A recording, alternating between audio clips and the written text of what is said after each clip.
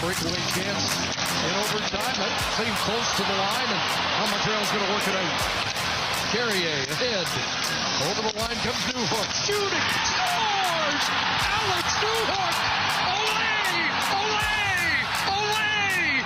And they said never a bad thing. Shoot the puck through the traffic, through the legs of Dahlin, and Luukkonen can't get a hold of it. Underneath the glove, over the pad. Best sound in the world as it hits the post and goes in. And in back-to-back game sevens, it's Alex Newhook with the game-winning goal. What a story. Let's get nasty on a Tuesday. It's a Fast Lane on 101 ESPN with Andrew Marsh, Carey Davis, and Jamie Rivers. I'm Anthony Stalter. That audio courtesy of Sportsnet. Ole! In Montreal. Ole, ole, come on, let's go! Ole! Ole! Ole!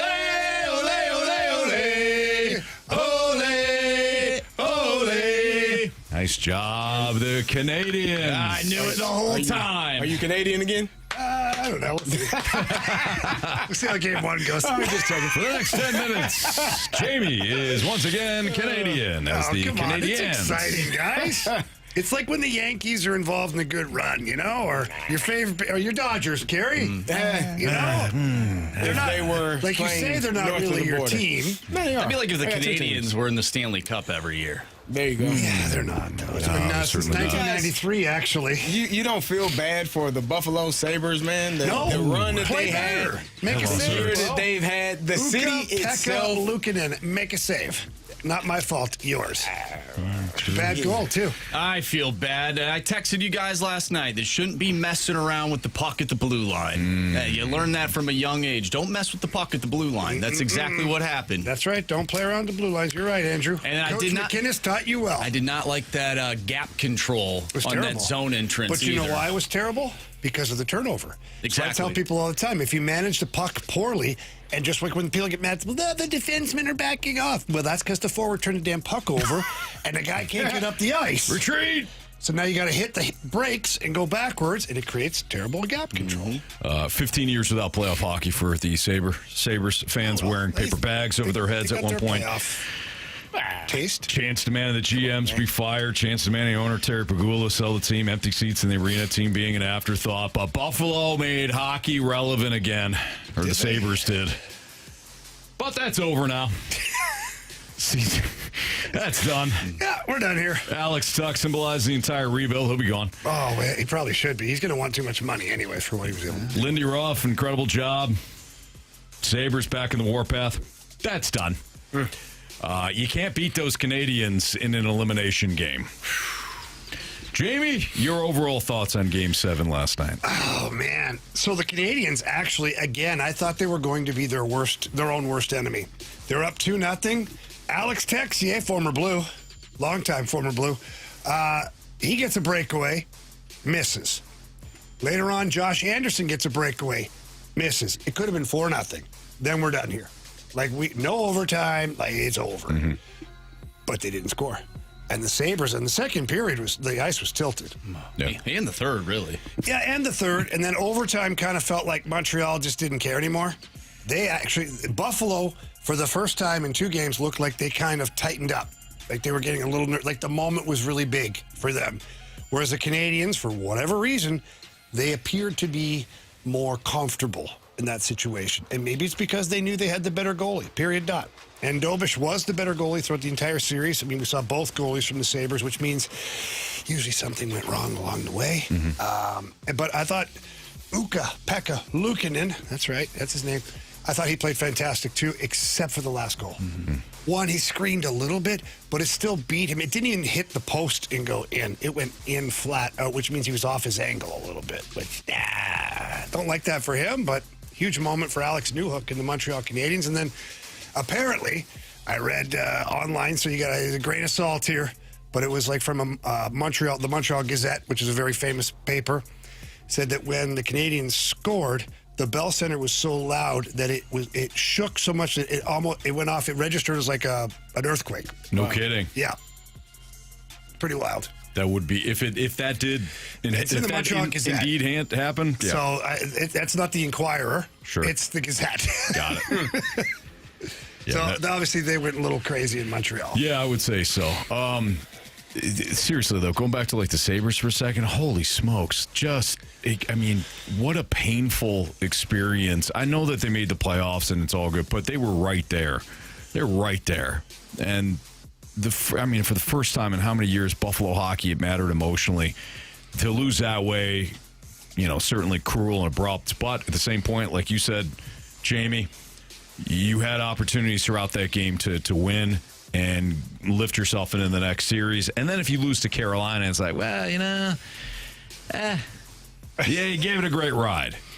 But this one hurts. Well, Tage Thompson, brother, you got to pass the puck. He's trying to do it himself. He had Benson wide open on the post. Just slide it over to him, tap in, goal. You're on to the next round. He tried to do it himself. Didn't even get the shot off. Yeah, there's little moments like that. Well, here's what is the difference. You're right. One full stop. You're correct. Now to expand on that a little bit, and Carey, I'm sure you went through as you played in the Super Bowl, so. It's amazing how much the ice or the field shrinks in certain moments. And for Tage Thompson, who is their best player, their best offensive player, anyways, he probably saw it as a moment like, I need to do this. Like, this is on me. My team's relying on me. Not like, hey, I want to do it for me. Yeah. But I'm the big dog here. And all of a sudden, things start to shrink to where it's just Tage Thompson and the goalie is what he thinks. Doesn't see all the stuff that's going on around him. Those moments are super stressful. They can be amazing, but they're super stressful. And Carey, I don't know what you compare it to football, where you miss a block or you're looking beyond a guy. Maybe you're the quarterback. Yeah. And you're so isolated on the receiver that you pay no attention to the guy at the corner coming out across. of nowhere. Yeah, I think it is when you are the best player or when it is expected of you. I think sometimes it does make it that much more stressful, especially if it's your first time being in that type of environment, that situation. And you do feel like it's on me because everyone else is looking around like it's on you. So yeah, always looking for the big dog. Hey, what do you got for me, big boy? What you doing, brother? Yeah. You good? You need anything? Some water, Gatorade? This is on you, brother. So you do feel. I'm sure that is an immense amount of pressure to feel like I have to be the one. But to your point, sometimes it is the right play is not you taking the shot, but you passing the ball or passing the puck or passing it to someone that can have a better shot and make it. But I think about LeBron James. He gets criticized for that all the time, but they didn't criticize Michael Jordan for that, right? Yeah. LeBron made the right play. The guy didn't knock down the shot. Jordan made the right play. The guy knocked down the shot. They're saying you should have shot it, and they're saying, well, it was a good pass by him. So I think if he passes it and it doesn't happen, then they're like, why the hell didn't you shoot it? You're the best player on the ice. The best goal scorer we've got. So hindsight is 20/20. It's a catch-22 for that player. Yeah. And then in the first period, you have the complete opposite of that, where Jason Zucker, I don't know why he was trying to pass the puck when Dobesh was just completely out of place in the crease. That could have been a difference maker right there too. It's not in overtime, but it's in the first period. Game looks a little bit different. Well, what you see out of teams like Montreal and Buffalo last night is you see teams that they've never been in this position before. Like the Sabres, how long? Right, it's been forever. And this version of the Montreal Canadiens hasn't been to the second round. And you can call the COVID year, whatever, but that wasn't quite it wasn't quite the same. Mm-hmm. So a lot of these guys are experiencing this high stress for the very first time. Even for Tage Thompson, he hasn't walked a mile in those shoes before. So he's not ready for the stress and the anxiety and the intensity of the moment and things like that. That's why a lot of the greatest teams say you have to win or you have to lose before you can win.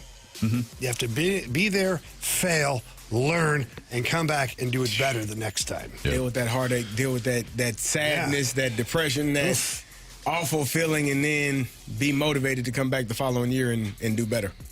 So the Western Conference Finals will start at 7 o'clock on Wednesday. So tomorrow night will be the Golden Knights versus the Avalanche. Again, game one of the Western Final. And on Thursday, game one of the Eastern Conference Final.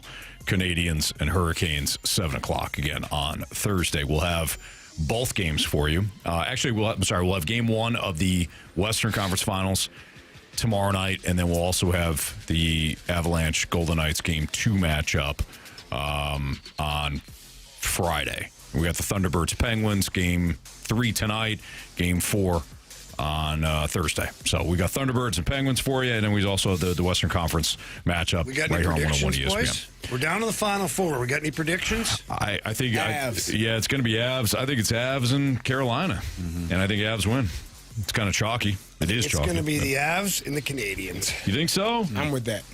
The Carolina Hurricanes have fumbled, you know what, in the Eastern Conference Final for, 3 years in a row now, Marshy? Fumble Fastland. Fumble Rooski. Well, they went 0 Yeah. for Gopher for 2, and then they finally won a game last year. So Yeah. 3 times they've stubbed their toe big time. I just look at what you just said, though. Sometimes you have to lose before Sometimes. you win. I just And don't sometimes like you're just a loser. I just don't like that team. dang. I don't either. They're just bleh. That's why I texted you guys last night. They're mid. You know, it's up to the Montreal Canadiens to win for the United States of America. Yeah. Because nobody wants to see, outside of the people that live in North and South Carolina, nobody wants to see Carolina Hurricanes in the Stanley Cup. You if watch they your won, mouth. it'd be a waste of an NHL season, in my opinion. Wow. You're not wrong. You're not wrong. And then all it would do, and Carey, you'll get that. You guys will all love this, 'cause we all like money, right? Sure. If the Carolina Hurricanes win, what it will do is reinforce the cheapness of Tom Dundon being successful while cutting every corner possible. As far as salary, scouting staff, coaches, travel, hotels, meals, all the that. Portland Shouldn't win Trailblazers that. guy? Yeah. Yep. Yeah. Shouldn't win that way. He apologized, I think. Oh, I don't think he means it, though. He's like, I didn't understand. In hockey, we don't travel certain guys. I didn't think they needed to come. What? He's also the guy that fired his entire scouting staff and hired 2 guys told me that. so they could watch Watch TV. multiple games a night on their computer. On their laptops, yeah. Yeah. He basically said, I'm sorry. You feel that There way. you go. All right, it's Fastlane on 101 ESPN. Oli Marmol was in studio today with BK and Ferrario. The guys had a great conversation with Oli. And one of the topics that they had was about growth and success, especially with a young team. Is Oli the perfect fit for a young team and somebody in a modern-day situation as a coach? That's next on 101 ESPN.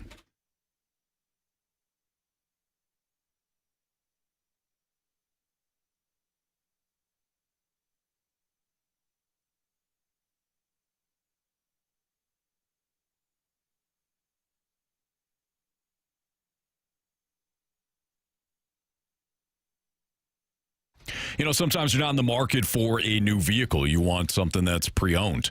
And you want the right price point, but you want to make sure that that vehicle is reliable. Well, at Auto Centers Nissan in Herculaneum, they've got both covered for you. They've got great deals on pre-owned vehicles. They've got a great selection. In fact, they've got over 1,000 new and-used vehicles, all in one location out in Herculaneum.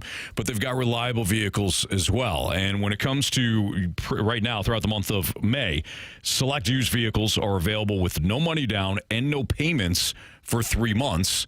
And again, that's all out in Herculaneum at Auto Centers Nissan. They're just minutes from South County, right off I-55 in Herculaneum.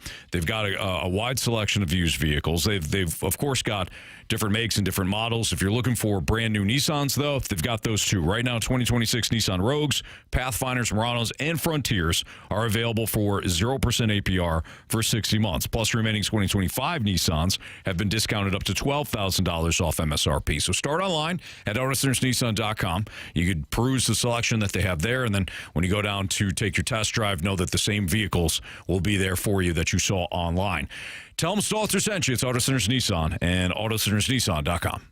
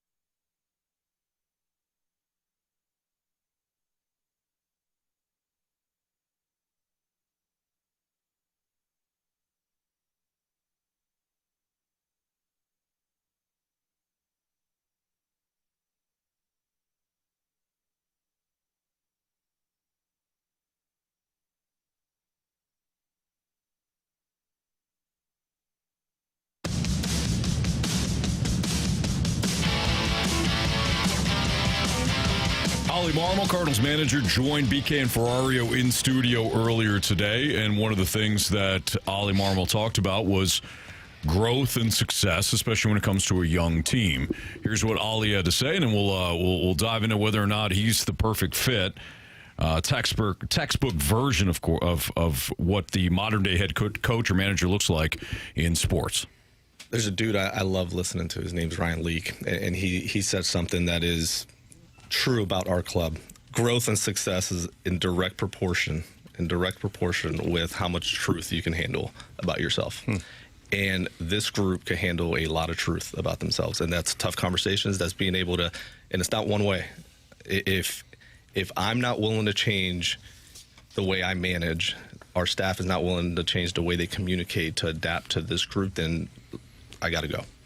And that is no different for the player. Like, they're able to handle the truth, have conversations about what's next for them in their career, and not be just settle where they're at, right? So, like, they've done a really nice job of just like, hey, staying hungry as to like, what's next. And when you have that mentality, you're not settling for what you were before. Like, you're just trying to become that better version of yourself every day. So, like, I'm not afraid of this being something that fades, because that's just not in their identity and overall personality of how they're attacking this daily. So, like, that's what we're holding to every day. So when you talk about, like, man, great start, that's fine. It's behind us. Like, what's in front of us today, and I feel like this group has done a really nice job of that. You guys have had, obviously you grew up in a different era. You're coached by a different era. When you hear Oli talk about working with young guys, kind of explaining processes, trying to figure out how to communicate in different ways, because different guys learn, different players learn different things. Do you guys kind of chuckle to yourself knowing that when you guys played either high school, college, minor leagues, or at the major league level or the pro level, that your coach basically said, yeah, you know what? I don't want to hear anything. This is the way I'm doing it. I don't want any feedback. This is how it's going to be. Just go do it. Yeah. I'm not saying one's more effective than the other, but it's for you guys, it's got to be much different to hear Oli talk about that and working with young players. Yeah, but like I've said it, I don't know how many times, and Carey, we've agreed upon this several times. Give me the hard truth.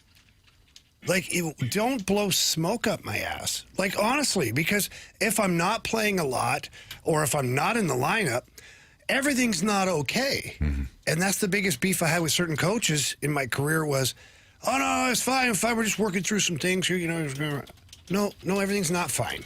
If everything was fine, I'd be playing on a regular basis. So tell me what the hell it is I have to do. Mm-hmm. Tell me what I'm doing wrong. Tell me what you need from me. Like, tell me something. So tell me lies. Tell me sweet little lies. Sweet little lies. Just tell me lies. Yeah. Who sings it? Tell me lies. Tell me sweet little lies. Come on, Carey. Tell me. It's lies. a woman. Tell me lies. It is part of a band, though. Oh, man. I don't know. Stevie Nicks. It is? Nice job. What band? I don't know the name of the band. Tommy, there's a golfer. Tommy Gunn. There's a golfer. Wow. His first name is Tommy. He's not going to know that. Hell, am I supposed to know that? Yeah, no. Okay. Just tell him. Fleetwood Yeah, Mac. Fleetwood Mac. There you go. Stevie Nicks. You did great. All Nice right. job. You did great. Good poll, Anthony. Thank you. Good what? A good poll. Oh. A soccer reference, and that's a good bounce back, especially after the Gauntlet yesterday. Golf yesterday, but yeah. Golf. You said soccer. You said golf. soccer. Yeah, you meant It was golf. golf. You What? said soccer. Yeah. Yeah, you said soccer. It's a golf reference. Tommy Go Fleetwood. back, What did I check the say? tape. You just said said it was a soccer. soccer reference. Yeah. Oh, did I? Yeah, that's all right. But It's you fine. still, you It's referenced good. yesterday how I Yeah. botched that one What question. I like is you're engaged, Andrew. Yeah. Oh, I appreciate It's good. it. I don't know why I said soccer. Bottom line, we knew what you meant. You meant golf. Yeah. Nice shot on Fleetwood Mac and Jamie. Yeah, and so hard truths are fine. They really are. I'm fine with that, and I'm glad that the Cardinals have a lineup that they've built that is good with that. Because reading through things today up in Toronto, Craig Berube offered hard truth to some of his players. One in particular, named William Nylander, who didn't accept like it? the hard truth. Gotcha. In fact, bucked back at it. And so to have a winning environment, to have a team that's going to continuously get better, let alone a team that challenges for anything significant, I think the hard truths have to be from leadership group players to managers, because managers they're not the only ones who know things. The players are the ones that are in the fire on a daily basis. So good managers / coaches learn from the players as well. And then that's when you create what I would call is a winning partnership between coaches, players, and hard truth going back and forth because everybody, all they care about, the betterment of the team and winning games. Yeah, I agree. I think for me, once you get to the professional level, like it's a level of respect that I do not feel was readily available at high school or college. Not that high school was bad, but college is definitely like, hey, man, this is how we do it. Shut the blank up and let's get it done. And there's no rebuttal for that. In the NFL, it was more like we are in a working relationship. It is generally respectful. And I think good coaches, good managers are willing to accept the feedback.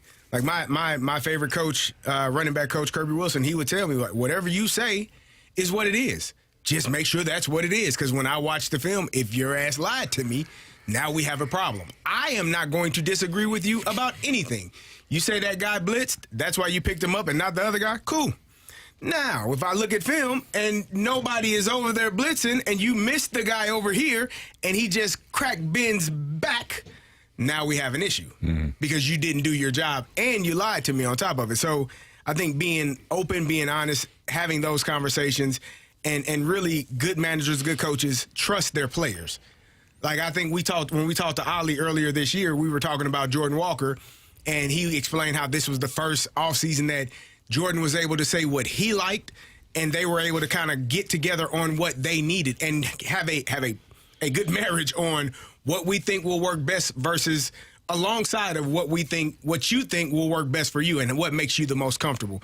But that's a level of trust from the manager listening to a young player who, in all honesty, struggled the last couple of years and had no reason to listen to him, but he trusted him. And he said, you know what? Okay, we'll try it your way. And most good coaches will. They'll try it your way. If your way don't work, now you got to do it my way. And I think that's what Oli has done. I think that's what his staff has done. I think they've done a really good job of figuring out what is the best version of each player, what's the best version of each game plan going into the day, and what's the best way for us to find a way to win, and that's what they've done, and they've been doing a really good job at it. You know, sticking with the Jordan Walker example, too, Jordan Walker may not have had the language yet. Yeah. And I don't mean like the actual language of, he doesn't know baseball, but, when we're all parents here outside of Marsh, you talk to your kids sometimes and they don't have the language. They can't tell you how they're feeling. You just see the reaction, like something's going on, and they don't have the words to tell you, hey, this is what I'm really upset about. Well, with Jordan Walker's case, he may not have been able to communicate what it is that feels uncomfortable or not within the batter's box. He just knows he's struggling, he's frustrated, and he's seeing a lot of blank faces that can't necessarily help him in that moment. Whereas he shows up maybe to spring training this time and says, look, I keep expanding outside the zone because I can't eliminate certain pitches that the pitcher's going to throw. So I feel vulnerable within the box. I'm exposed constantly. Help me out. Sure, we can help you out on that. I'm not breathing through my eyelids. It could be that as well, and maybe you need to explain that and unlock something for him. Yep. Yeah. It also seems like Oli Marmol has a lot of belief in his players too. I feel like that goes a long way, especially with the players these days. It's not so much tough love. I feel like just having your manager behind you. You talked earlier today with BK and Ferrario about Victor Scott, and Victor Scott's been going through it offensively, but Oli Marmol's like, this guy's gonna get it, man. Like that's got to go a long way with a player. Absolutely. Yeah, you have that confidence. And it winds up making it not that big of a deal, too, in some respects. You almost take the importance out of it. Victor Scott is struggling, but you take the importance out of it from him. He goes, all right, well, okay. I just got to figure this out. Manager's got my back, as opposed to, hey, listen, you're going to lose your job at some point because we can't keep having you hit 138. I think that doesn't really help. It doesn't help. Everybody knows. You get in your head. Victor Scott knows. Too. Yeah, I think that's also a part of the success as well. We've talked all offseason about moving on from certain players. The only way you get to have the confidence is knowing I can fail and not be sitting my butt on the bench. Like, there's a level of freedom from that when even if I struggle, I'm not going to lose my job. And so I think coming into this season, I think that was explained and expressed to all of these younger players. Victor Scott's situation maybe now we do adapt as we go on the fly because they may not have thought Nathan Church was going to play this well. They may have told Victor Scott that, but hey, you hear that knocking? That's Nathan. He's creeping up behind you. He has a job to do as well. He's got a job to do, and we have a job to replace you if you're not playing at the level that we need you to play at. But I think for everyone else, for Nolan Gorman, for Jordan Walker, for Alec Burleson, like the pressure of not having to have a veteran in those spots, kind of taking up some of that roster space and taking up at-bats and taking up opportunities, it gives you a chance to say, you know what I'm going to do today? I'm going to play baseball. Every day I know I'm going to do that, whereas in the past few years, depending on the matchup, I might not have been in the game. I might have been sitting down, depending on the splits versus this pitcher versus this staff versus – I don't know. But I know every day now when I go to the ballpark – I get there, my uniform's going to be hanging up nice and clean in the locker. My cleats going to be set up right there. Socks and all my stuff laid out for me. That's a beautiful, man, you walk in that, listen, I get equipment guys, man, salute Carey, to are you you a all. high socks guy or the low pants guy? I was a high sock. I like the. But right now, if you had to walk out onto the Busch Stadium, I'll be low sock. Really? Low pants all the way down. I think I'd go with the high ones. Just you probably wear the stirrups. The knickers. You'd wear the stirrups. I could see you. like to rock those. Yeah, I would be the low pant. Like Ken Griffey was kind of set that. Yeah, this is how it's supposed to look. I'm like, that looks good. Yeah. That looks nice. Yeah. I think I go with the ankle look. That's sort of a new look now. You see Mason Wynn rock that. Like I think Bryce Harper has it now. It's sort of like that in between where the shoe meets, and obviously you're not going all the way up like old school baseball players. It's like it's a new look, the ankle look. I feel like if I wore the high stirrups, it would be distracting. Like when the pitcher's pitching to me, he'd be distracted by who is this goofball at the plate? Like I'm just going to throw it down the middle. What does There's he know? No way he can play Yeah. baseball.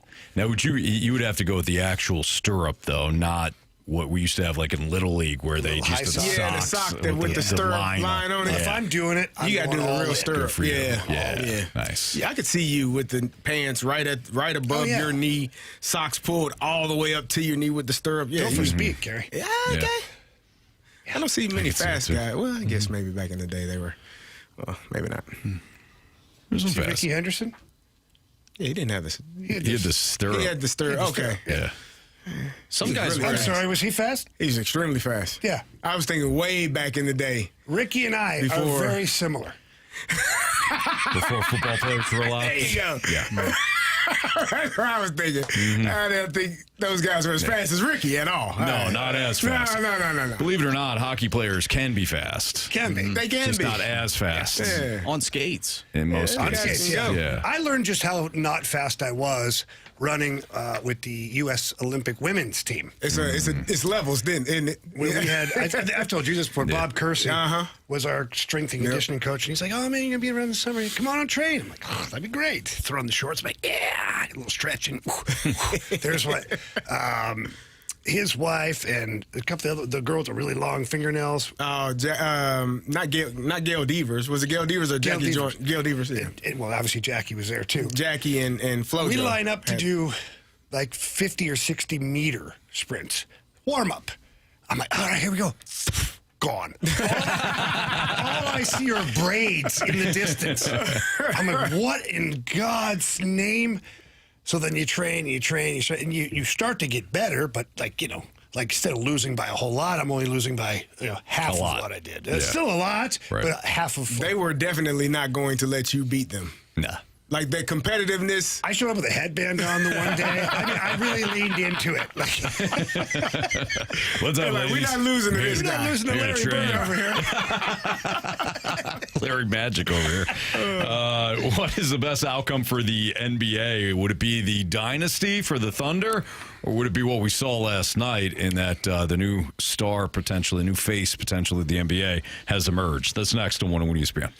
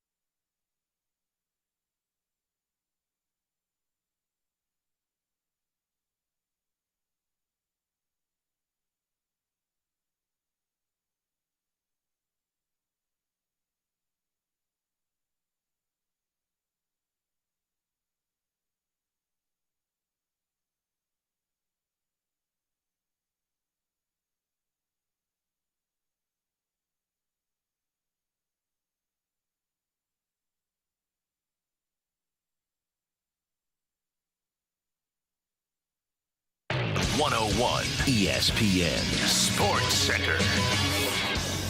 I'm Andrew Marsh. It's time for a Sports Center update brought to you by Saliga Heating and Cooling. The Cardinals are back in action tonight, taking on the Pittsburgh Pirates. Matthew Liberatore on the mound for the Cardinals. First pitch from Busch Stadium tonight at 6:45. We're going to discuss what happened last night in Game 1 of the Western Conference Final between the San Antonio Spurs and the OKC Thunder. 122-115. Spurs take Game 1 in double overtime. I'm Andrew Marsh, and the Sports Center update is brought to you by Saliga Heating and Cooling, a Daikin heating and air conditioning dealer. Spurs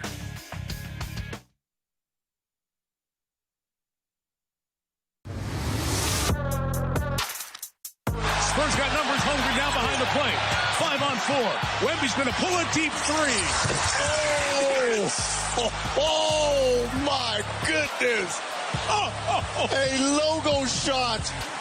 28-footer. Ties it at 108. Mike Tirico on the call, NBC. Unbelievable game by Victor Wembanyama last night in Game 1 of the Western Conference Finals. This Thunder team has not won back-to-back NBA titles. They haven't won 3 of the 5 that we kind of qualify for teams to become a dynasty. But we've talked about this Thunder team emerging as the next great sports dynasty. And Wemby says, hold my beer. Oh, did he ever? He is not, in my opinion, simply becoming a great NBA player. He represents a fundamentally new type of basketball player. Like we're starting to see that. We saw it certainly, not disrespecting any legends before MJ, but we saw it with MJ. We saw it with Steph Curry. We are seeing kind of just this unique player emerge as the new face of the NBA. His size, his skill, his creativity, his endurance, his defensive impact, especially when it comes to, kind of feeling those around him and having eyes seemingly in the back of his head. Game itself last night, 41 points, 24 boards, clutch plays all night. You heard the logo shot from Tirico on the way in. And this is all against the defending champs in the Western Conference Finals. This is not Game 42 against the Washington Wizards. Just a remarkable game last night. It was outstanding. Double overtime game. That shot he hit, they were actually down 3 when he shot that shot to tie it up, to force it into another overtime. I mean, the man was playing out of his mind, and he played 49 minutes, 40 and 20, 40 points, 24 rebounds. Like, you are all over the place. I thought the OKC Thunder, I thought their game plan was pretty good. I thought they did a fantastic job. Alex Caruso was playing his butt off and was guarding Victor Wembanyama and having some success. But it got to the point, I think when you play a superstar athlete and that player gets the same look over and over and over again, they know how to figure it out. Mm-hmm. And then he just said, okay, Alex Caruso, I'm about a foot taller than you. I'm going to take you down into the paint, and you have no help, nothing is going to save you down here. And he started making that adjustment as they got later into the game and into overtime.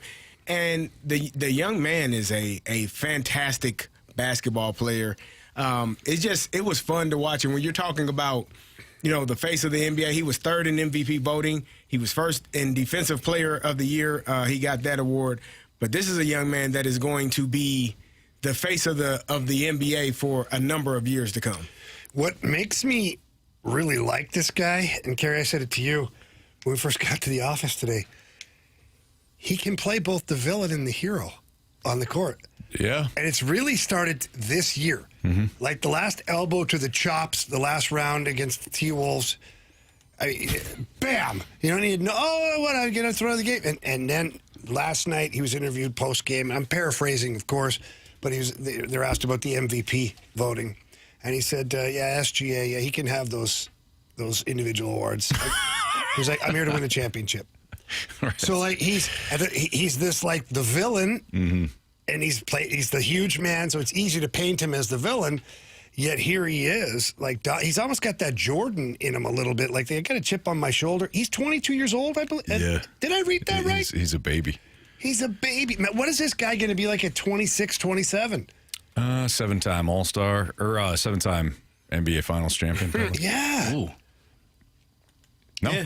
It's a lot. You disagree, Marsh? 7 Did times. you see this guy play? Yeah, last I night? did, yeah. I don't think it's enough years to be. No, probably not. Yeah, but he's going to. I mean, he ended up at the right organization. He ended up, in the right situation. They have a really good roster of players. Stephon Castle, I think he played. He didn't play particularly well he turned the ball over 11 times. Like, you can't have that many turns. You're supposed to lose that game. De'Aaron Fox did not play. I think he's dealing with an injury. Like, they are still. I'm watching that game, and I went into this series like, OKC is going to handle them. And then I watched Chet Holmgren, who, again, wasn't playing against Victor Wembanyama in certain instances in that game. He didn't have a particularly good game. SGA did his thing. Jalen Williams coming back from injury was good for them as well, but they didn't have enough in that game. I still think OKC, and then I know the Spurs have beat the hell out of them all year long. I think they're 5-1 versus them in the regular season and postseason thus far. I still think the Thunder find a way to win this series, but enjoy it while it lasts. Because I think Victor Wembanyama is going to be the face of the NBA, and he's going to win multiple championships with this team in San Antonio. But you mentioned what's better for the NBA. I'm looking at it from, a small market becoming a dynasty or a guy who changes the league. What's best for the NBA? It's definitely Victor Wembanyama. You just mentioned Jordan, LeBron, Steph Curry, and now we're throwing Wembanyama in there. These guys have some element to their game that changes the league. That is what the face of not the franchise, well, he is the face of the franchise, but face of the league, a guy that just changes the game. Steph Curry changed the game of basketball. Yeah. What we know it is right now, Sure. shooting 3-pointers. Well, Wemby's he's all in one. I mean, center's protecting the rim, a guard that shoots off the dribble, wings that create space. Like he is everything in one. And he is somewhat unpredictable when it comes to how to guard him too. I mean, most superstars have kind of a signature move. They kind of have a comfort zone, repeatable offensive identity. Like even if you talk about like Shaq, kind of knew what you were going to get. But when it comes to Wemby, the style is that he's got no style. He's got just this. He almost invents new ways to get the ball in the rim or get the ball in the hoop. So. I know it might feel a little hyperbolic coming off of one win. Like you said, Carey, this is a series, and the Thunder still favored to win the series. But what an opening win for a Spurs team that, as you mentioned, has dominated the Thunder in the past. So Thunder got their work cut out for them. There's no doubt about it. They do. And again, I think they will find a way they'll probably win game 2. And if they can get a split in San Antonio, get it back to their home court advantage, I think that they still can win this series in 6 games. But they are going to have a task ahead of them trying to find a way to stop Victor Wembanyama. And maybe it's that you don't stop him. Maybe you just limit everyone else around him. You say, you know what, you're going to score 40, you're going to score 35, but, Dylan Harper, you can't have 24. Champagne, you can't have 10. Like, you got to slow the other players down around him and stay attached to them so that they can't knock down those threes and they can't have those open looks to be able to score points as well. Who do you want to win? I don't care who wins. You don't care? Spurs, Nah. baby. I'm leaning Spurs, I'm too. a Wemby guy now. Yeah, I don't After care who watching him the wins. last couple of rounds, I'm a Wemby guy. I just think it's going to be a good series. I think as a team, and going into the series, I felt the better team was OKC, but the best player is the guy that is 7'4" that can dominate from the inside or the outside and play Anywhere. all NBA defense as well. Which is ironic because, as we mentioned before the game started, SGA is being honored with another MVP. Sure. And well-deserved. Yeah, for sure. But, yeah, you're right. It's just this weird, you brought up Wemby saying, you can have the individual Basically stuff. what he said. He was kind of shrugged it off. Obviously, the Thunder won last year, so SGA has both, and it's this quiet, unassuming superstar on one side and one that he's emerging as the new face of the franchise, and we get to see it in the same series. So this one's going to be fun. It's Fastlane on 101 ESPN. Marshall's got what's trending for you next.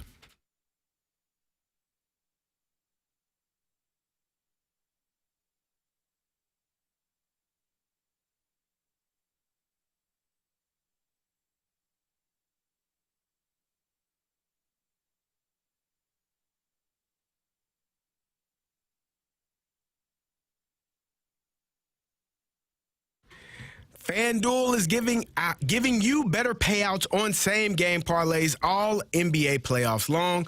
With more ways to build, more value every time you play, you can stack your picks your way or go for every game, every matchup, and every moment. From spreads to player points to threes and more, build it all into one same-game parlay and go for bigger payouts. So if you're betting same-game parlays this NBA season, bet them on FanDuel. And here's a same-game parlay for you. Maybe you like Donovan Mitchell over in threes made, OG Anunoby over in threes made, Jalen Brunson over in threes made, and Max Strus over in three-point shots made as well. That's a same-game parlay. More options, better payouts, all NBA playoffs long.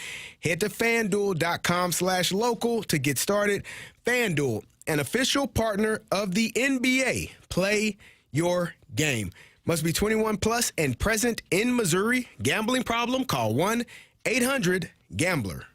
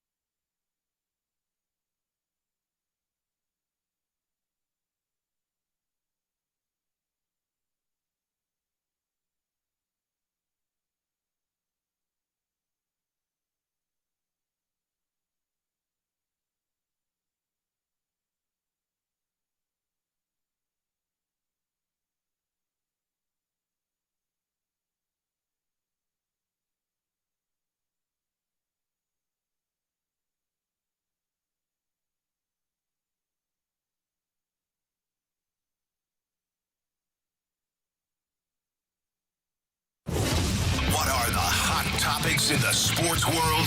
What in the wide, wide world of sports is going on here? Here's what's trending. Welcome back to the Fast Lane here on 101 ESPN with Anthony Stalter, Jamie Rivers, and Carey Davis. I'm Andrew Martian. It's time for What's Trending. Gentlemen, I don't know if you saw, but the Tarps Off movement is spreading to other ballparks. Yeah, Last what a night, rip-off. I don't like it. Go ahead. Sorry. I don't think it's a ripoff. I think it's great for the game of baseball. We saw last night at the Trop, fans were shirtless waving their shirts around as the Tampa Bay Rays defeated the Baltimore Orioles 16-6. We also saw it at Angel Stadium as the Angels were getting no hit in the 9th inning, and they ended up winning that one due to a walk-off. Can I ask you guys a question? Can I ask you guys a question about this tarp soft thing? So, what is unique to a college day? Like, what's unique to a ballpark? So, like, what college has something very unique? The whiteout, right? Penn State. Yeah. Penn State. They got the jump around. Where's that? West Wisconsin. Virginia? That's Wisconsin. Wisconsin. Virginia Tech has Enter Sandman. Enter Sandman. So why don't we all just do the same walking stuff? Walking from the rock. Hey, why don't we all just do the same stuff? Right? Everybody can do the jump around. Everybody can do the whiteout. And everybody I'm can do sensing some sarcasm here. Well, show some originality here. But Marshy, come up with your own thing. Like, not you personally, but in Tampa, all 12 fans. You personally, Marshy, come up with your own thing. Okay. All 12 fans that were in Tampa took their shirt off. You know? Hey. I don't know. I feel like almost Trop is reopened every now. single person in that stadium was over in that section. There's a lot of people there. I'm just saying, all of a sudden, because the Cardinals have it happen at their, now all these people are jumping on board. Trendsetters is what they call that. I don't like it. Get your own crap. What should they do? Something different. I don't care. Take your pants off. Paint your face. Cut your That hair. happens I don't everywhere. care. Do something different. Comb your hair? You don't care? It's just unoriginal. Jamie, would you How could say? you even feel good doing it? Jamie, would you say that taking off your shirt at a sporting event and whipping it around your head like a helicopter would be? That's It's ours. okay. All right. Is that, So nobody else has done North it. Carolina? It's ours. Got it. Petey Pablo, That's different. 25 years ago, I think. Yeah, That's different. Those are at a football game. Yeah, This is that's a baseball game. it's much different. Okay. I don't think Okay. it's different. All right. No, So- fair. so you're even the okay chance. with- Hold on. Hang on. I got my issues with him. Sorry. So you're okay. Have at it. Days, hours after they do it here in St. Louis, everybody else is just doing it. No, I think they need to come up with their own thing. But then why do you? Well, He's agreeing with you now just to calm you down. Because no, Also known as. we're also not. you're next. We're also not original. So Who? like but it's our Cardinals fans doing the. But it was Petey Pablo, original for not the now. original for the now. Yes. For the now. Nothing in life is ever truly original. No, that's it's true. been done before. Very true. Those chants that they do, were those original as well? What? Like the roll chants, call. They were doing chants in the No, stadium. roll call. I don't know. Yeah, I don't care about that, Carey. roll call definitely That's the a Yankees. Yankee thing. The bleacher creatures. I was just wondering, man. I mean, Jamie is hell bent on doing it one way and your way only. Mm-hmm. But For me, what if I it don't ain't care your about way? the chant or the songs or the roll call. It's the shirts off. The shirts came off here in You St. just Louis. don't like the name. It became- They stole. They took the name. Oh, they're just doing the same crap. Like, what are you doing? And it just happened. Like, if it was a month from now or something, like, it just became a thing, and people are catching on. Oh, St. Louis. No, it's in Tampa. No, it's Anaheim. Like, come on. The Angels haven't anything to cheer for in I don't know how long. Apparently they were holding up a possum by its tail the other night at the baseball game. The possum that left the A's is now in Anaheim with the Angels. He made his way. I just don't Imitation, man, is the greatest form like of it. Is flattery. it, or is it just thievery? I don't know. I think it's great for the game of baseball. It seems like everybody is enjoying Major League Baseball this season. Maybe it's just we're living in our own prism because the Cardinals are good, but I feel like people are actually enjoying the game of baseball. Well, then let them come up with their own thing. You know, enjoy your own game, your own team, with your own thing. What a loss to by Oh my gosh! JT Ginn, who we just saw. Oh, my we just goodness. We just saw when the Cardinals went to Sacramento. Dude is throwing a no-hitter. Enters the ninth inning. No-hitter. Exits the game. A loser. Not only the no-hitter was lost, he was lost the first at bat in the top of the ninth. But then he was the one that gives up the home run. They lose 2-1. You gotta pitch better. You got to pitch better in the ninth. What are we doing? Speaking of what's trending, this just came across the news wire. Chiefs Rashee Rice ordered to jail to miss OTAs and minicamp. He made a great decision, guys. He has been sentenced to serve 30 days in jail after testing positive for marijuana in violation of the terms of his probation for his role in a crash that left multiple people injured on a Dallas highway 2 years ago. The Texas State Attorney's Office said Tuesday that Rice was ordered to go to jail now as part of his original sentence for the third-degree felony of racing and causing bodily injury. Rice was booked at 1:25 p.m. Eastern per Dallas County jail records. He is now set to be released June 16th, meaning he will miss the Chiefs' organized team activities and mandatory minicamp. Chiefs have declined comment on the case. Let me ask you guys this, changing to this topic now. At what point did the Chiefs just get tired of this? Because we've seen other very talented players where the team just gets tired. Like, the player doesn't learn. And in this situation here, he's had some serious things happen. He was fortunate enough to, be back in the game of football, and you can't ride the line properly for a while. Like, at some point it becomes like who you are. Yeah. And I don't want that for the athlete or the guy. I don't wish any ill will on anybody. No, you're trying to say learn from it. But learn, man. Yeah, learn from it. Right. Yeah. And it's cost him 6 games a year ago. He's still, and he dealt with an injury the year before that. Like he's missed a lot of time. Some of it his own doing. Obviously, the last couple of years, you have to make better decisions, right? If you're on probation for a traffic incident that they deemed that you caused, and now you're obviously you got to take drug tests randomly and sporadically whenever they deem it's necessary, or be worse if you knew that it was a drug test and you knew when it was and you still failed it. You just got to make better decisions and be a professional, because at some point the opportunity to continue to play professional sports is a privilege, and if you don't take care of your business, that privilege will be stripped from you, whether it's from the team, the league, the court system. You're trending in a direction that if you don't take care of your business, and I don't, even if, I wasn't smoking, it doesn't matter. You can't be around that and drop dirty. So you have to make better decisions, whether it's your personal, what you're doing personally, or the people that you're surrounded by. Like if I'm on probation, you gotta stay the hell away from me. If you were his teammate, a veteran player, because you talk about some of the veteran guys when you went to Pittsburgh. Like, what's the best advice you could give him? If he was on your team as a young player, trying to cut his teeth still, trying to find his way. The best advice I would give him is you're about to ruin a $30, $40 million a year paycheck. Like, that's the talent level that you have. You can make $25, $35 million a year doing this. You're about to throw that away for whatever you have or whatever got going on. Whether it's family, friends, you're going to have to learn to say no.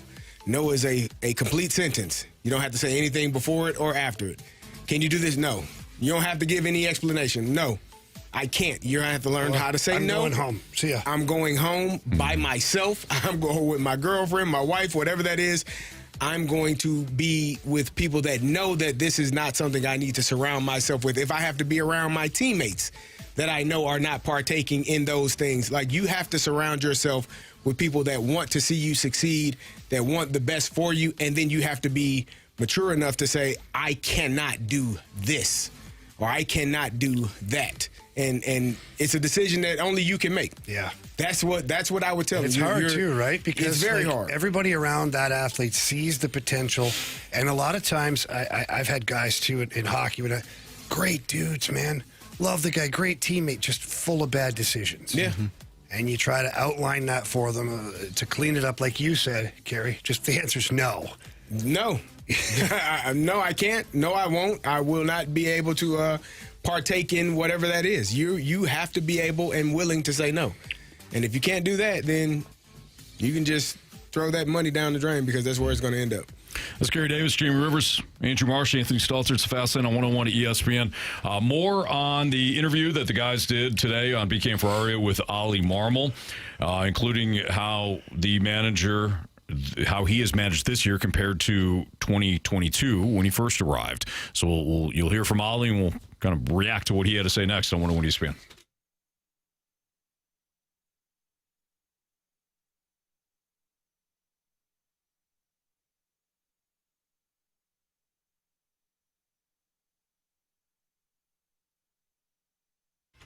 It's going to be Battlehawks Kids Day at the next game, May 29th versus the Dallas Renegades. It's a 7 o'clock start time at the Dome at America's Center.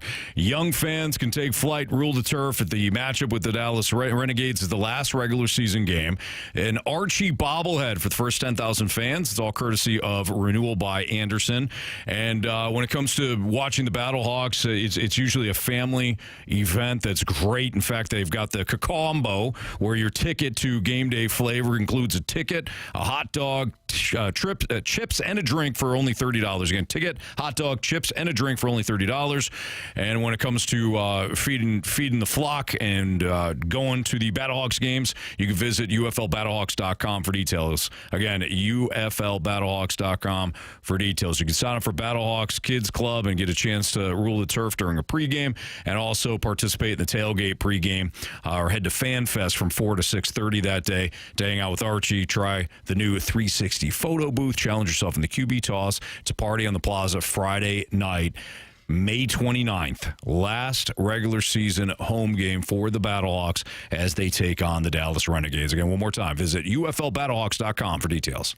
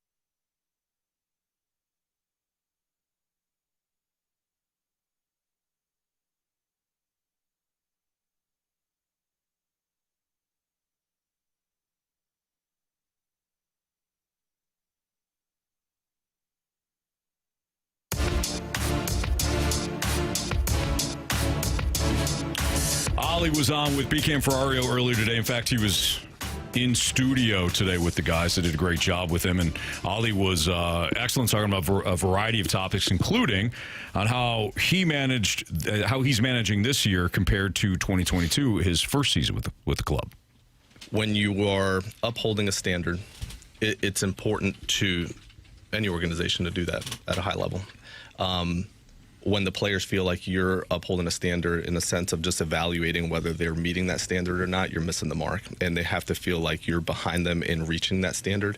And I would say if I weren't doing that well, or if I didn't change the way I thought about that, I don't think I would be doing this today. I think we all have to adapt in certain ways to make sure that we're not the same version of ourselves, and that's one where the St. Louis Cardinals have a super high standard. Whether you're managed in the minor leagues or at the big league level, like it's higher than most. And the players need to feel like you are in it with them, getting to that, rather than just evaluating whether they're getting there on their own. Boy, his last statement there speaks volumes, doesn't it, guys? So when he talks about that, what he's basically saying, in my opinion, is it's not just I'm evaluating what you do, and then I'm going to react to that and then decide whether or not you can play the next day or you've got a future on the club. I'm actually doing this with you. Mm-hmm. We are developing together. We are a team. I am helping you because your development and your success is also the team's success, which is what I care about as the manager. I don't think we see that all the time in sports. Mm-hmm. It is just about the results as opposed to, okay, how do we get positive results? Because you can get positive results and be lucky, or you can get, or it's like short-term, results, success. Or we can all be invested. We can all work on the same thing. And while we might go through some growing pains, eventually we're going to be successful, and that's going to be so much sweeter because it's sustainable. Yeah. And I think that's what Oli's trying to say, CD. Yeah, I was just about to say that the sustained success is what you're looking for. As a professional athlete, as a manager, you want guys to – you don't want to just have a string of 2 weeks of luck or, you just ran into it a few times. No, we need to find a way to make sure that – this is sustainable. We can do this every single day the same way we've done it. Will it always result in a 3 for 4 day? Probably not. We have more 1 for 4 days and a couple of 0 for 4? Sure. But how do you get back to being on that level of doing exactly what it is we need you to do in a timely manner to help this team have success? Because that's the ultimate goal. And I think as a manager, like with Oli, I think managers, coaches, I think the ones that get it the best understand that our success is tied to one another. Mm-hmm. Like, if you do well, I get paid. Right. If I do well, you get paid. Like, if we do well, we win a lot of games and we all get paid. Mm-hmm. Like, we all have the success and we all find a way to win championships. Like, we're tied at the hip to one another's career. Like when you're looking at Oli and Jordan Walker tied at the hip, like we came in essentially as manager and coach 1 year apart. So now we're manager and player 1 year apart. We're tied. I need you to be successful. You need me to be successful. You don't want to have an organization as a player. You don't want to have a different manager every 2 years. Yeah. You don't want to have a different voice speaking to you every few years. So it's your job as a player to make sure that manager keeps his job. How do you do that? I play well. It's my job as a manager to make sure I get the best out of you so I don't get fired. I got to help you play well. So it's all tied together. And I think, again, we've had so many conversations. I love the fact that now people are, well, Oli ain't that bad of a guy, actually. I don't even know why I didn't like him. Well, maybe it was the fact that he had people playing that I don't know, wasn't good at baseball. I'm just saying. Yeah. Maybe that made your opinion of him as a manager feel like, this guy stinks. When in actuality, as I said on multiple occasions, on game day, you as a player have to do your job. Your job is to do what you've been taught, what has been explained to you. And if you don't do it well enough, you end up losing your job. And eventually, if I don't get enough players in here to do it well enough, I'll lose my job as a manager. And thankfully for him, they have an organization, a front office that has said, all right, enough of, the players that can't play. Let me get you some guys that can. Let's develop them and let's see them at their best. And that's what you're seeing right now. Yeah, I think that I think you have a partnership now. And to CD's point, like, I don't think it was that way before. And people have written on the text line for a number of years now that Oli's the puppet. Oli's Mo's puppet. I don't believe that to be true, but I do think Oli was handcuffed to a certain extent with the roster that Mo was providing him with. And certainly we're finding out now the resources provided throughout the organization. Now, was it Mo or the DeWitts, one or the other? I don't care. Upper management / ownership was not providing what they are now back then. And upper management, meaning Chaim Bloom, is very, very direct way he wants to do this, a very direct format he wants to follow here with the youth and the development. He went and got a whole slew of pitching. Like, he understands the dynamic, and it doesn't look like he's going to veer off the course for Brandon Crawford or Matt Carpenter or Lance Lynn. Like, doesn't feel like that. Time will tell, of course. Yeah. I just don't feel that happening. So therefore now, it just for Oli, even though it was his team before, it really feels from this spring training, which is, they kind of use that as the watermark here, is like spring training this year was different. We were able to talk about culture. We were able to talk about what it is to be a team, and our coaches were re-emphasizing. It's almost like it was a brand new beginning. And so because of that, they have buy-in, and they have buy-in from the coaches as well as the players. And I just think you're seeing the result of that. You're not going to win every game. And let's go back this year. Let's just think for a second. There's probably, 2 or 3 losses that were like, ugly losses. All the other losses, like, it's baseball. Close game, yeah. It happens, man. Yep. You know, like the other night, you lost 2-0. Your offense got shut down. Happens, man. Happens. Hat tip, yep. Happens. It is what it is. But if you're making a bunch of errors, the pitching's terrible, the base running's off, then you're getting shut out. Now all of a sudden it's like, this team stinks. But we've only seen that a couple of times this year, 2-3 times in my opinion, where you're like leaving the game, whether you're watching on TV or the ballpark, where you're like, that was disappointing. Sure. Otherwise, it's been pretty fun. Yeah. And I think, guys, recently the Oilers made back-to-back Stanley Cup Finals, fired Chris Knobloch. Flip side, the Lightning have had John Cooper behind the bench since 2012-2013 season. And it wasn't until John Cooper's 7th full season that the Lightning won the Cup, despite being one of the best teams in the league at times throughout the stretch. We've seen so much turnover, whether it's the NHL or the NBA or, the NFL. Guy gets 3 years and then he's gone. You wonder about why franchises aren't always patient with their head coach. It's because they're so result driven. And look, I get it. We just had a conversation yesterday about why are fans, so excited now? Why are fans so engaged? Because they're winning.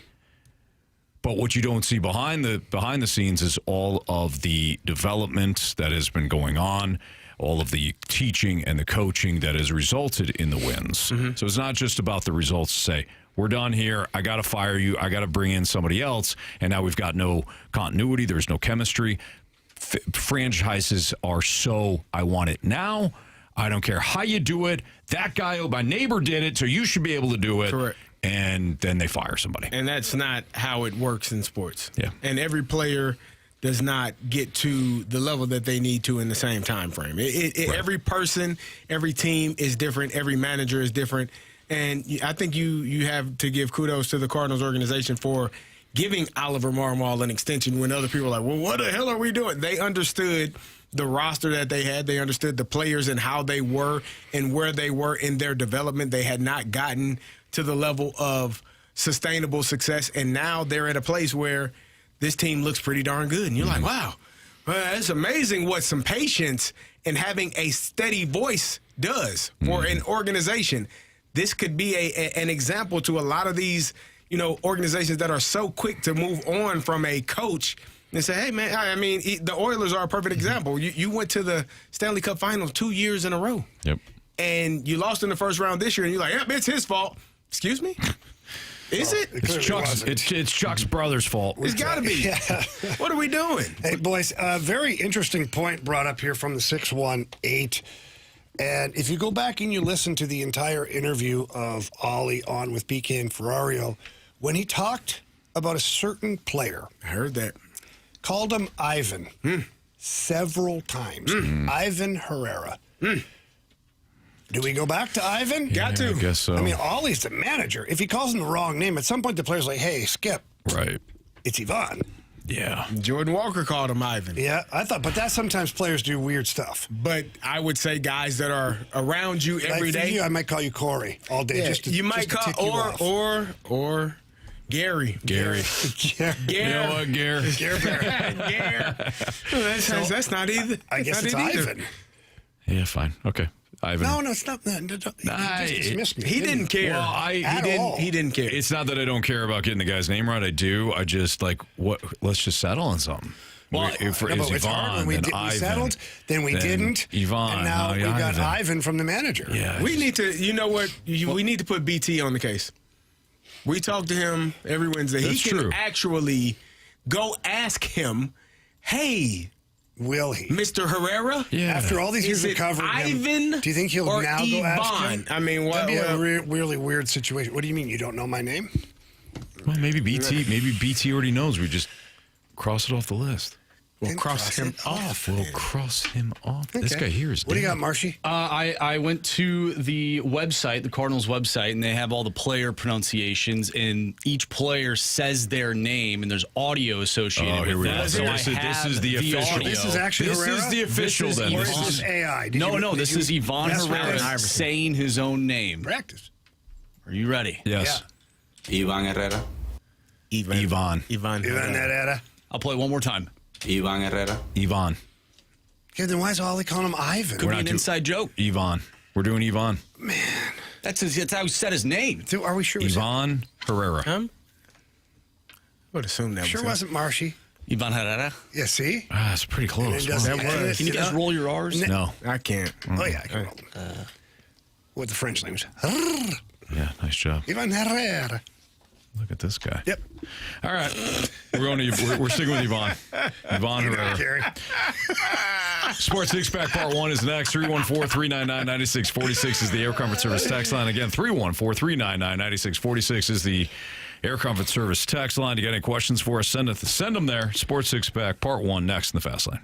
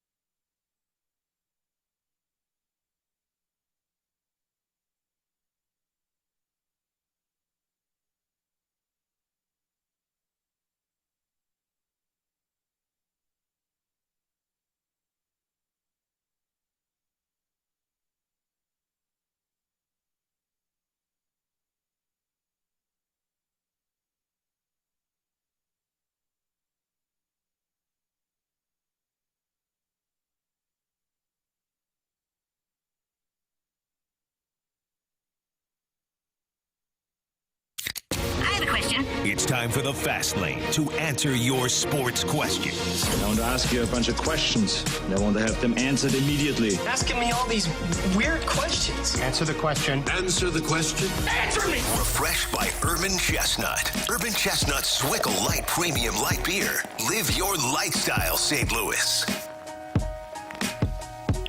It's a Fast Lane on 101 ESPN. If you have a question for us, you can send it into the Air Comfort Service text line at 314-399-9646. We got our Sports Six-Pack Part 1 and 2 coming up. Marsh, fire away with question 1. Question number 1. All right, from the 618, y'all are hating on Carolina, but if a version of the Blues are to be successful in the near term, wouldn't it look very similar to how Carolina is doing it? A sum of their parts approach as opposed to relying on superstars. I think we're calling out Carolina for different reasons, though. I don't necessarily agree with that last part. I think what Jamie and Marsh really were talking about is the fact that the owner is incredibly cheap. Oh, no, I don't care about that. That's Jamie. Oh, Jamie. I just don't like Carolina. So Marsh doesn't like their uniforms. I don't. Jamie doesn't like the fact that the owner is cheap. And then he plays like he doesn't understand. Victim. Yeah. Well, I didn't understand the CBA. I didn't know he had to choose 5-star hotels. I thought 3-star was fine. I thought it could be up to 5-star hotel. Didn't know the extra guys travel with the team. Didn't know they deserve rooms on the road. Like, come on, man. But stylistically, though, do you think that the texter made a good point about like how the Blues could? Well, yeah. Would you like the Blues to be the Western Conference Final 3 years in a row? Yes. Yeah, that'd be fine. I'm good with that. I mean, it'd be nice to win a game or two, but still. Getting there would be great. It would. Right? It'd be great. Yeah. Do I think their roster is built to win? I don't. Do I think they're built to win regular season? I do. Yeah. And every time they've come up against an opponent. Now, here's what I'll say. They're very fortunate. This could be the Carolina year because all of the stars are lined up properly. Florida didn't make the playoffs. Tampa got eliminated. All the heavy teams in the East are gone now. Yeah. Montreal has some physicality, but nothing like some of the other teams. So now Carolina can outskill, outspeed, outscore the Canadians. They can. Will they? To be determined. Yeah. And then if they end up against the Avalanche in the final, speed on speed, skill on skill. The Avs have a little bit of heaviness, but not a tremendous amount. So, like, this actually lines up to where the Hurricanes, this could be their year. But if Florida was in the playoffs this year or Tampa stayed in longer, like, no chance. Yeah. Yeah, I mean, don't get me wrong. They have really good players on their team, but for whatever reason, like Sebastian Aho doesn't do it for me. Seth Jarvis, and that's your stars. Taylor Hall, I don't know. Logan Stankoven. I don't know. I'd rather see somebody else in that spot. But much like the Western Conference Finals in the NBA, the Canadians have had the Hurricanes' number this year in the regular season, so let's not count them out just yet. No, I'm not. Yeah. They match up pretty well. Just, Carolina, they've been a freight train this postseason so far. Question number 2. All right, from the 314, in baseball, you have 5-tool players. Is there a term like that for a basketball player? We were talking about Victor Wembanyama doing everything. Is there a term for that in basketball? Two-way player, guy that can play offense, defense. 3-and-D, guy that can knock down the three and play good defense. Superstar, alien, that's probably reserved for guys like Vic. Just call him Vic because he's special. I mean, this guy, I watched him dunk. It looked like, I don't even know how he dunked the basketball. You've never seen it, Anthony. I know you haven't. Space Jam. There's a part in the movie where Jordan extends his arm all the way from like half court and dunks it because he's that good of a basketball player in Space Jam. And Vic almost did that from like the free throw line. Didn't barely jump, just reached his damn arm out and dunked it. And I'm like, how are you able to do that, sir? Because he's different. So, yeah, he's a special player, man. He's a really good, great basketball player. I don't think you're going out on a limb to project that this guy's going to be one of the best. I really don't. I mean, I don't think this is any sort of flash in the pan. Yep. Stay healthy. He's don't run into any of those issues that come about. Yeah, man, I would say yes. Question number 3. From the 217, will we have a full sellout at Busch Stadium before the end of the season? Yes. Oh, yeah. Cubs. Cardinals keep winning. Cubs weekend. Is that Memorial Day weekend? No. It's the weekend End after. of the month. End of the month. This month. Yeah. Cubs cards. Yeah, Show up and show out. All right, that was part 1 of the 6-pack. Part 2 is coming up. Keep those questions rolling in. 314-399-9646, the Air Comfort Service text line. Again, part 2 of the Sports 6-pack next.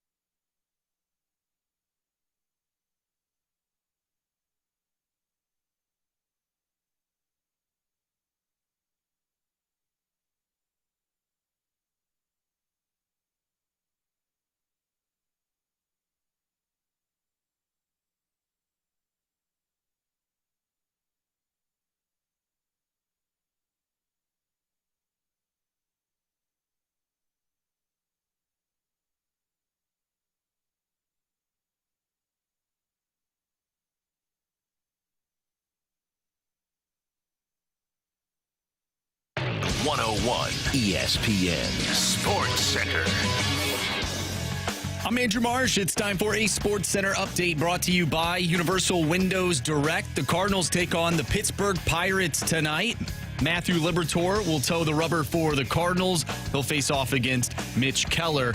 First pitch from Busch Stadium is at 6:45. Continue sending in your six-pack questions. We have part 2 of our Sports Six-Pack coming up next. 314-399-9646. We'll answer your questions next and here in the Fast Lane. I'm Andrew Marsh, and this Sports Center update is brought to you by Universal Windows Direct. You'll be saying, I love my windows.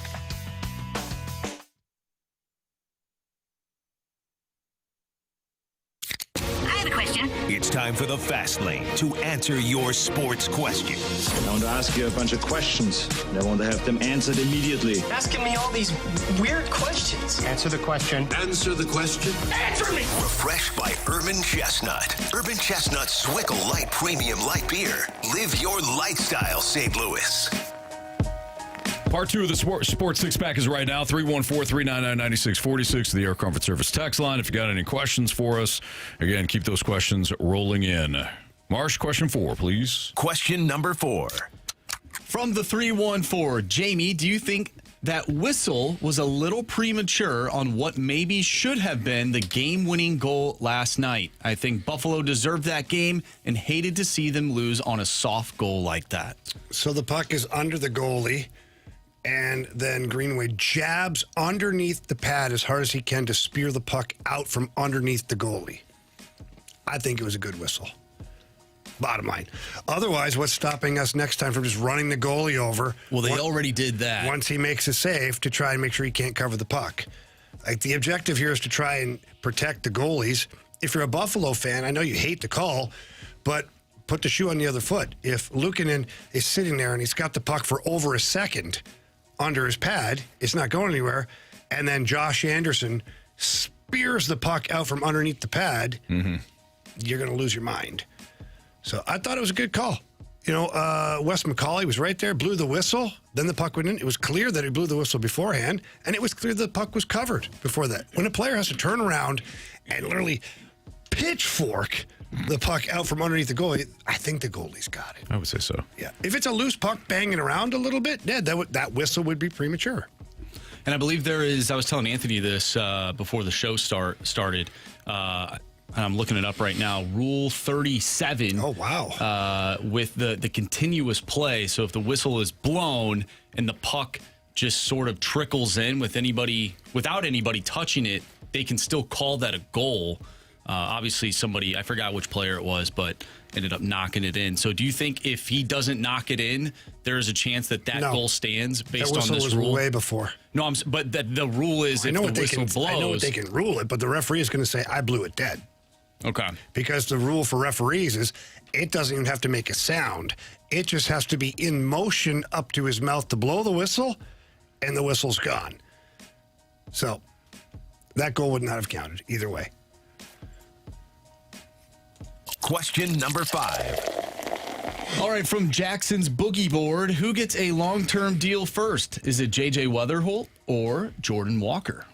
I think Jordan Walker does. Jordan Walker's younger.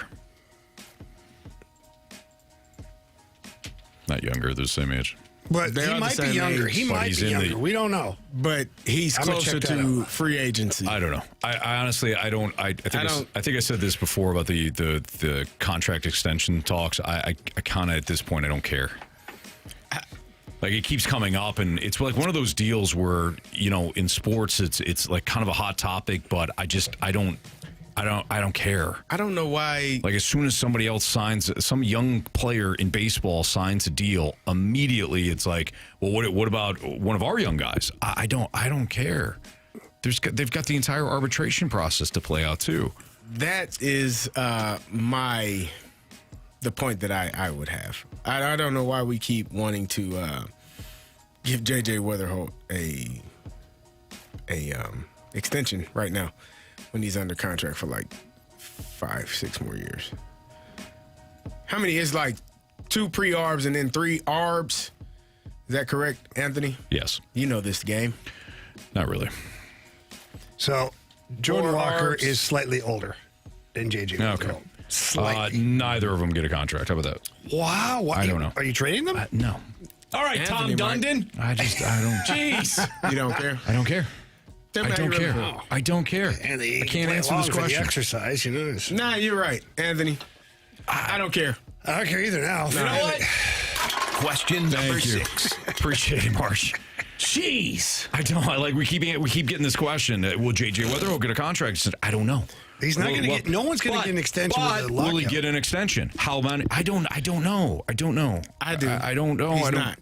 Okay. Well, from somebody who's getting a paycheck from the Cardinals, you think I that you would haven't be in the received loop. one in a while, so maybe that's why I'm so BK. bent I out of saw a shape about calendar it. arrive for you. Some would call that barter. I would rather have the paycheck. I know. It's not. You can sell that calendar, Anthony. You put that on That eBay. there is a collector's I don't item. think so. I'm sure there's somebody out there that did not get one. Mhm. They'll probably And we'll steal it pay like they for stole it. my Adam Wainwright puzzle when I was at the game. Yeah. Bet you missed that. No, I got another one from a listener. Oh, there you yeah, go. so we're all good. Have you actually put it together? No, it's just What? That's a shame. He didn't really want it. He No. just didn't want somebody else to have it. I like having the box. Don't we all? Actually, yes, that's a very good point. I'm gonna keeps read. things I'm gonna intact, read this Anthony. next question, Boxes. and we are going to move on. Variety of Yeah. sizes depending on how big the puzzle is. You're absolutely right. From the 314, who do you guys think has more potential to be great? J.J. Weatherholt or Jimmy Snuggerud? Yes. Who's don't greater? know. How the hell do we decipher Jamie, that answer stuff? the damn question You and quit answer it. running away from it, all right? It doesn't have to be the hockey guy. Yeah, it does. No, it doesn't. Hey. J.J. Weatherholt's involved in this. It's not football. But Anthony, you're the baseball guy. Yes, I think J.J. Weatherholt's going to get a contract. What are we doing here, man? I don't know who's got the more potential. They're both young, good players. I wish them both nothing but the best. Who's got the most potential? Yes. I think they both have a I lot kind of of feel like they're potential. the same person almost. Yeah. Both young guys who stepped in immediately and had an impact. Yep. So how do you pick one over the other? It's a real Stalter's choice. No, it's not. We get a text from the 314. Good day to get Anthony in the Gauntlet. He's in one of his sassy, I don't care moods. I don't know if that's good or bad in the Gauntlet. You guys. When he's like that, sometimes he runs the table. You know, what was it yesterday? Our listener wanted to take you on it and hinted at maybe you being the weaker opponent out of the He four actually of us. didn't say. Which He- is wild It because you have a was- 27-2 record on the year, Man. which tops the fast lane. Wow. Well, thanks, Marsh. I appreciate that. Yeah, no, I'm not in a sassy mood. I just don't know how to answer that Weatherholt contract extension. Nor do you question anymore. care. Yeah. Anthony, I thought I was clear. Just say More no. so- No. More so. Well, why not? You traded him? No. No. More so that you don't know. You actually don't care. Yeah, true. Yeah. Like, Yeah. it's not that you don't know, it's that you don't care to even think about it. But I don't even know, Carey. Like, I don't know if the kid's going to get a contract extension. don't care. And it's not, like, it's one of those deals where I'm like, I don't know if it's a big deal. Which one is greater for you? You don't know or you don't care? Because I think I know the answer. Yeah, probably I don't care. I don't think there's a probably there. Because here's the deal. It's not like it's a cap situation, you know? It is a cap in St. Louis, Anthony. Well, that's their This front is not. office's We're own not talking damn about fault. the Dodgers here. You know But what it's I mean? not. It's not like if you sign. It's not like a quarterback receiving a contract where it's like, oh man, I don't know if I do that because it's going to be 40% of your cap. And it's like There ain't no cap. it feels disingenuous to talk about whether or not a young player is going to get a long-term deal when it's a fully guaranteed contract. Like, I don't. It doesn't impact the Cardinals. Yes, Chauncey, we can. Chauncey wants to know if we can go back to the boxes. Jamie and I. Yeah, I would like that. If we can get one more, we can. That's a majority.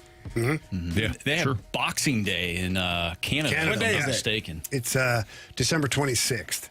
The day after Christmas. Yeah. Isn't it an When you throw unboxing away all day? your boxes. Is that what you do? Yeah, it's called Why would Boxing you throw Day. them away? Because you just unwrapped all the presents. You don't need the boxes anymore. Do you break use those those boxes down? for later, though. I break them down as much as I can. Yeah. Marsh, I believe we have a lineup. Yeah.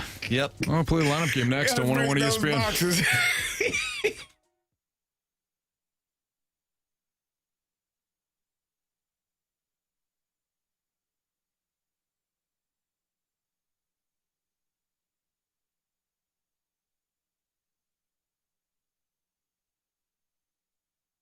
Cheap, fun. Let's get dirty. St. Louis, my friends over at Dirt Cheap. Man, we had a great event last weekend out at the Telegraph location. Going to have another meet and greet this Saturday at the Afton location from 12 to 2. We will also be serving up that Zwickle Light from my friends over at Urban Chestnut. Is a great collaboration between two great companies. And my friends over at Dirt Cheap have a massive selection of whatever you're looking for. Beer, wine, tequilas, bourbons, all of the above. It's the only place where I buy all of my refreshments. And got a little party coming up soon. I will be hitting up my friends over at Dirt Cheap with a nice big order. Gonna have a little Mexican fiesta. Let's go, baby. Arriba! Thanks to my friends over at Dirt Cheap. You can also download the Dirt Cheap app and you become part of their loyalty program. So every dollar you spend at Dirt Cheap, it earns you points that you can use in store. It really is an awesome feature. I love using that. And all you gotta do is get on there and download the Dirt Cheap app. And for more information regarding any of this stuff, visit dirtcheapfunfun.com. Again, that's dirtcheapfunfun.com. Whatever your tastes, you will find it at Dirt Cheap. Remember to have fun, but please be careful out there.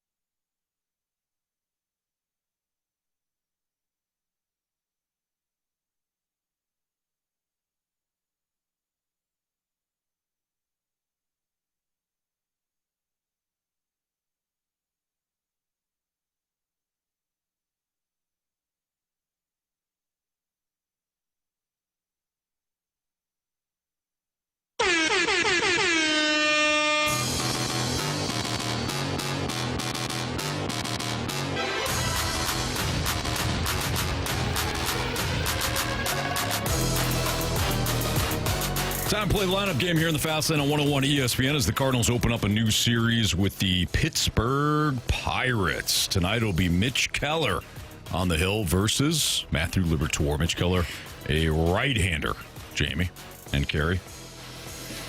All right. Do you mind? RHP? Yeah, you know me. Go ahead. Show us the man who's going to get that contract extension at some point in his life.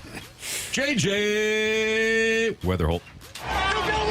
What's the best kind of firework to buy? Wouldn't you like to know, weather boy? Would you guys give him a contract extension? I'd think about it. Yeah. 10 years. All right. Show us Ivan Herrera. What are you doing? No, it's Yvonne. So if Oli said that, you wouldn't play the thing? No, it's Yvonne. He said it. Yvonne said it. I know, but Oli said He said it himself. No, we like Oli, but he's clearly playing a joke on us. Nah. All right, show us Ivan Herrera. Thank you. What's your favorite position? Designated hitter. That's cool with me. It's not my favorite, but I'll do it for you. Do you think he's calling Ivan Herrera the wrong name because he got deked out by Bobby Witt the other night? I don't He's think like, that's why. hey, next time you pick up your third base coach who's screaming at you to run home. So is the rest of the stadium. But that guy was placing a tag on him, and he was not taking a chance. Hey, guys, here's a little He's confused. focused. And in those situations, play it safe. All right. For sure. Now, would you have done that? I would have Play listened safe? to the guy that told me to run. Probably not. No. You probably would have.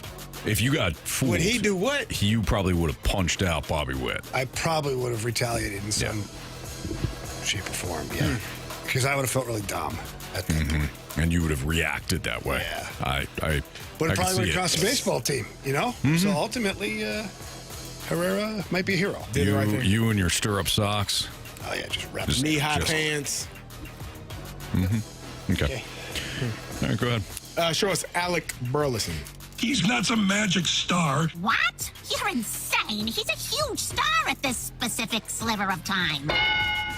Show us Jordan Walker. That one touched the ground. That one Think touched he the gets a ground. contract extension? What's going on soon? there? I'm just fixing something that's been bugging me. Wait a minute. We found Anthony's thing. What have we here? That's Ranthony, actually. That's it, yeah. That's Nah, Maker's this is- Anthony. I'm pretty calm. What? What'd I say? That's Maker's Inc. But you're up. I'm pointing you for the next guy. Well, it's an RHP. Show us that Gorman. We need 38 home runs, 120 RBIs. I'm ready to go in, Coach. Just give me a chance. I know there's a lot riding on it, but it's all psychological. I'm sorry. Show us Mason Wynn. Thanks. You're wrong. Oh, he got injured last game. Well, he was. Anthony? It sounded like he was going to be fine. He had the day off yesterday. Ripped his tarp off too hard. Yep. That happens. Sounded like it was precautionary. In there. Fat Dog Boy said we can look up the lineup online, and this is the dumbest thing in the world. Okay. And I asked him, where can we find it? Because clearly I've never seen it. And he said, you're mocking me. I know it. I'm calling all your sponsors. No, please do. Are you mocking me? Still calling all your I sponsors. know you're mocking me. I'm Go still ahead. calling all your sponsors. Oh, good. Enjoy that. I'm calling all your sponsors and telling them this game sucks. Ask him about the bagel load. 314-324-4440. You can call him or text him, Fat Dog Boy. Tell him Jamie, Carey, and Anthony sent you. He'd love to hear that. Imagine getting a call. What? What is wrong? What do you mean, with this lineup game? What? What do we... No Mason Wynn, No so Mason we need Wynn. a shortstop? Yeah. But it doesn't have to be here. You sure? That's not the way it works. Oh, I mean... Doesn't have to be in the sixth spot, no. Okay. Who would it be? It's going to be a righty. I would go for me. That's what I'm thinking. Who's going to play shortstop, Terminator. do we think, though? Sajasi or Fermin? Fermin can play short, can he? I think he's a Yeah, he utility can. infielder. Yeah. Although he has played left field, too. Show me Jose Fermin. I mean, Pareto can play. Pareto What can play a short shame. too. Oh, yeah. Is he a shortstop? Well, why the hell Pareto, didn't you yeah. say that sooner, Anthony? I said kinda it. bit I your was tongue. already show us, and you were the Pareto. He kind of did. Jesus, man. Carey's right. You know what? It's my fault. I should have said that sooner. So, who's here then? Is it Nathan? Probably Nathan Church just got bumped up. Or it could be Prieto, guys. I don't think he's batting 6. Jamie, you make the call. Nah, I'm good, thanks. Show us Nathan Church. I believe in the Church of Baseball. I've tried all the major religions and most of the minor ones. So Pages is catching. Will he remain at 8, or will they bump him up to 7 and Terminator or Prieto goes here? Or it could be Fermin too. You don't know. Could be. Carey, make the call. I think Fermin is playing. Show me Jose Fermin. What the H is wrong with you guys? I think it's Pages here. Fermin's not. Go for it. Show us Pages. That's just stupid. Okay, yeah, that's aggressive. Prieto. Show us Cesar Prieto. This isn't the real Caesar's Palace, is it? What do you mean? Did Caesar live here? No. I didn't think so. All right, now do you want to go with Pages here? I think you have to. Go for it. Show us Pedro Pages. Now, you see what I did there, kids? I didn't even try to go for that ball. Most coaches will tell you, drop down, try to block the ball, but that's dumb. This position is called catcher. It ain't called drop and block the ball like a... It's fair. All right, Victor Scott. Yep. Show us Victor Scott. Feels good going fast. I guess I was going about 65 tops. All right, Marsh, run it. All right, leading off, second baseman J.J. Weatherholt. Batting second, your DH, Ivan Herrera. Batting third, first baseman Alec Burleson. Your cleanup hitter in right field, Jordan Walker. Batting fifth, playing third base, Nolan Gorman. Batting sixth in left field, Nathan Church. Batting seventh, the shortstop, Cesar Prieto. Batting eighth and catching is Pedro Pages. And batting ninth in center field, Victor Scott the second. Back. Stay fair! Stay fair! Go fair! I don't believe what I just saw. Home run. All right, Marsh. What are the latest standings? Anthony, we got a tie ball game. Yes, we do. Anthony, you have 8 points thanks to a Jordan Walker home run on Friday. Who got Jordan Walker? I did. On Friday. Come on, man. You got it. Thank you. Who did I have? You didn't have Pedro Pages. No. Come on, man. All right, Marsh, you're first, right? You got 8. I got 8. Jamie with 5. Carey with 3. Yeah, I'm going to go with Jordan Walker. You sure? I think he's cooling off. Well, not tonight. All right, give me Nolan Gorman.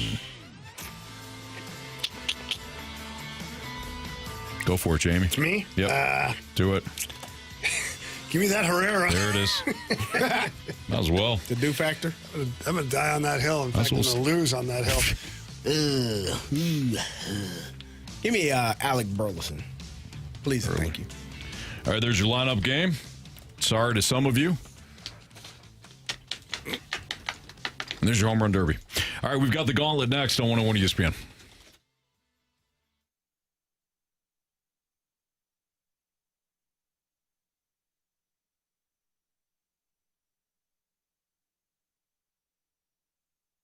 All right, selling your house can be stressful. I see lots of houses hitting the market here recently. In fact, I saw a couple of houses in my area sitting on the market for a while.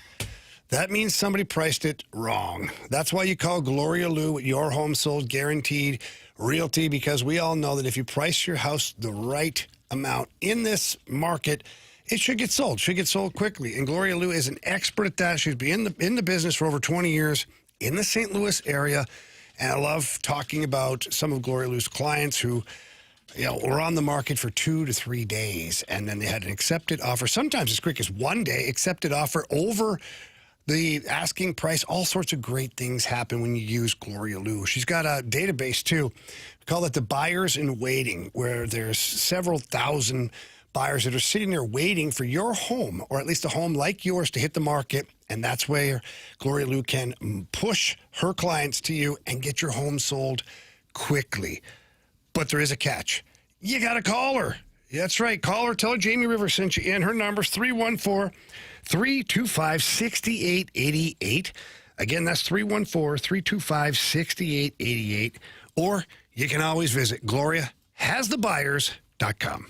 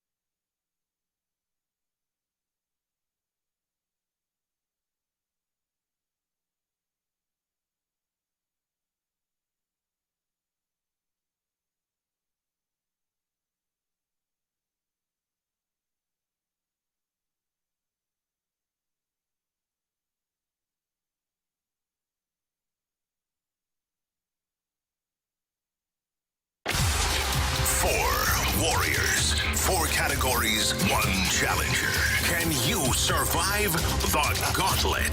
Brought to you by Blue Note Roofing. Roofing, siding, and gutters. Visit BlueNoteRoofingSTL.com for a free inspection.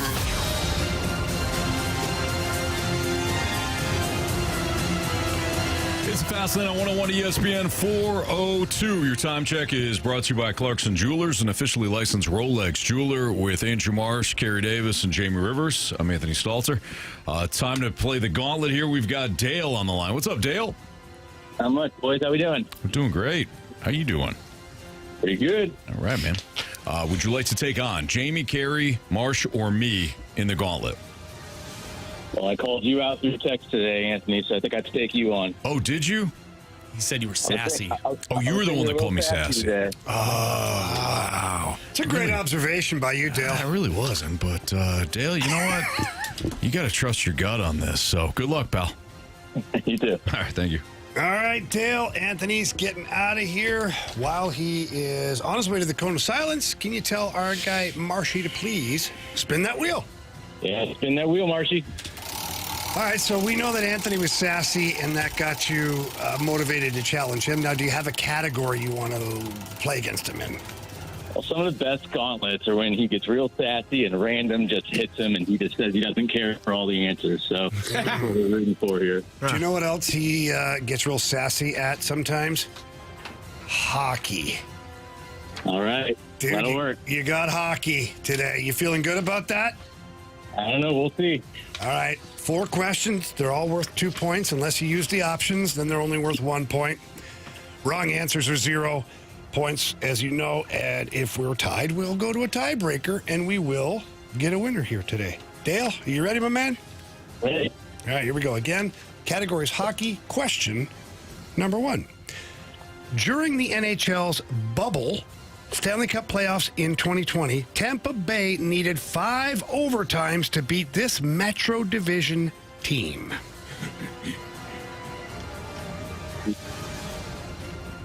Let's go with the options. All right.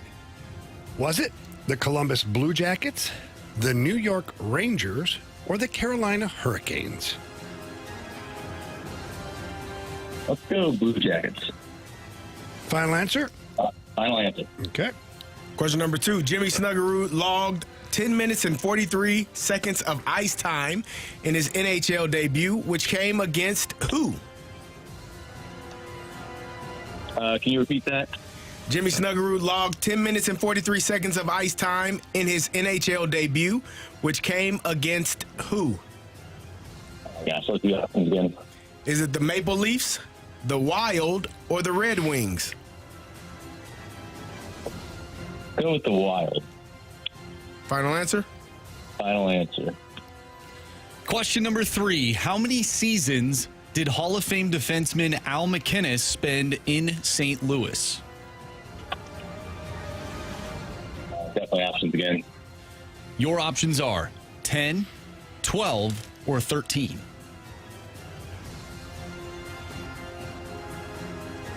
12. Final answer. All right, Dale, last question here. TJ Oshie scored 4 shootout goals for the U.S. to defeat host Russia at the 2014 Sochi Olympics. Identify the goalie who stopped only 2 of Oshie's 6 attempts during that preliminary round game. So who was the goalie for Russia? So, final answer. I'm sorry, you broke up, buddy. Sergei Bobrovsky. Final answer. All right, thank you. All right, let's get our guy Anthony back here. Dale, how you feeling, bud? Well, kind of took some guesses there, so we'll see. All right. Well, Anthony's coming back in now. He's plugging in his ears. Anthony, how you doing, bud? Good. Ready to rock. Cone of Silence, rather quiet today? It was, yeah. Bradford Bruns did walk by. He did? Did he say hi to you? He did, oh yeah. Okay, well, Bradford Bruns is one of the nicer human beings you'll ever meet. Sometimes they can't see you in there because the window's got that thing. Yeah. And like you wave, and then people don't wave back, and you feel like crap. And then you remember. Yeah. Yeah. So you keep a cool head about it. You try to, as much as possible. All right, your category today, hockey. Okay, I like hockey. Pack a lunch. Yeah. Will do. Question number 1. During the NHL's bubble Stanley Cup playoffs in 2020, Tampa Bay needed 5 overtimes to beat this Metro Division team. Who was that? Edmondson? Is that what you said? Tampa Bay needed 5 overtimes to beat this Metro Division team.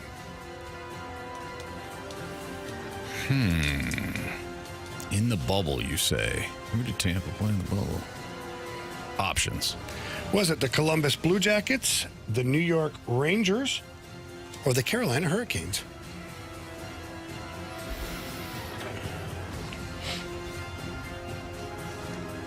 Wow.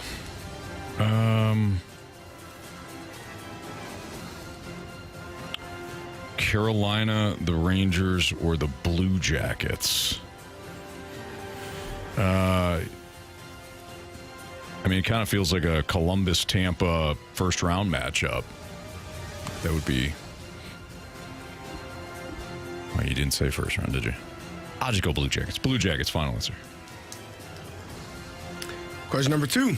Jimmy Snuggerud logged 10 minutes and 43 seconds of ice time in his NHL debut, which came against who? Options. Is it the Maple Leafs, the Wild, or the Red Wings? I'll go with the Wilds because the Blues would have played them a lot, so process of elimination. Give me a better shot. I'll go Wild, final answer. Question number 3. How many seasons did Hall of Fame defenseman Al McInnes spend in St. Louis? That would be a lot, Marshy. Options. Options are 10, 12, or 13. 10, 12, 13.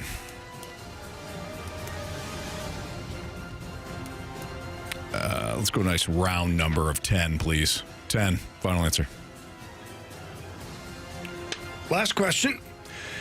TJ Oshie scored 4 shootout goals for the U.S. to defeat host Russia at the 2014 Sochi Olympics. Identify the goalie who stopped only 2 of Oshie's 6 attempts during that preliminary round game. Would be the Bob. Sergei Bobrovsky. Final answer. All right. Let's go through these. Question 1.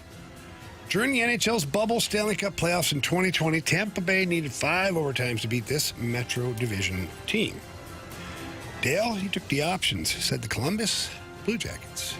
Anthony, he took the options and said the Columbus Blue Jackets. Carey, answer is the Columbus Blue Jackets. Nice. It was Dale. Round 1. Was it First round 1? Round 1, game 1. Wow. Yeah. Round 1 game. That's one hell of a way to kick off the bubble. It sure is. And, all right. And we remember they played each other in 2019 as well. And Columbus beat them. They did. Yes. In round 1. Mm-hmm. Which is kind of why I was thinking it was round 1. It was a massive upset, Jamie. Massive. Who was the goalie for Columbus?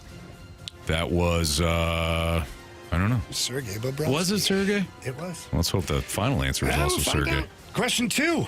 Jimmy Snuggerud logged 10 minutes and 43 seconds of ice time in his NHL debut, which came against blank. Dale took the options, said the Minnesota Wild. Anthony also took the options, said the Minnesota Wild. Marshy, answer is? It's Carey's favorite moment with Jordan Kyrou laying a big hit against the Detroit Red Wings. Neither of you get a point. 1-1 after 2. Let's go to question 4. TJ Oshie scored 4 shootout goals for the U.S. to defeat host Russia at the 2014 Sochi Olympics. Identify the goalie who stopped only 2 of Oshie's 6 attempts during that preliminary round game. Dale said Sergei Bobrovsky. Anthony said Sergei Bobrovsky. Neither of you used the options.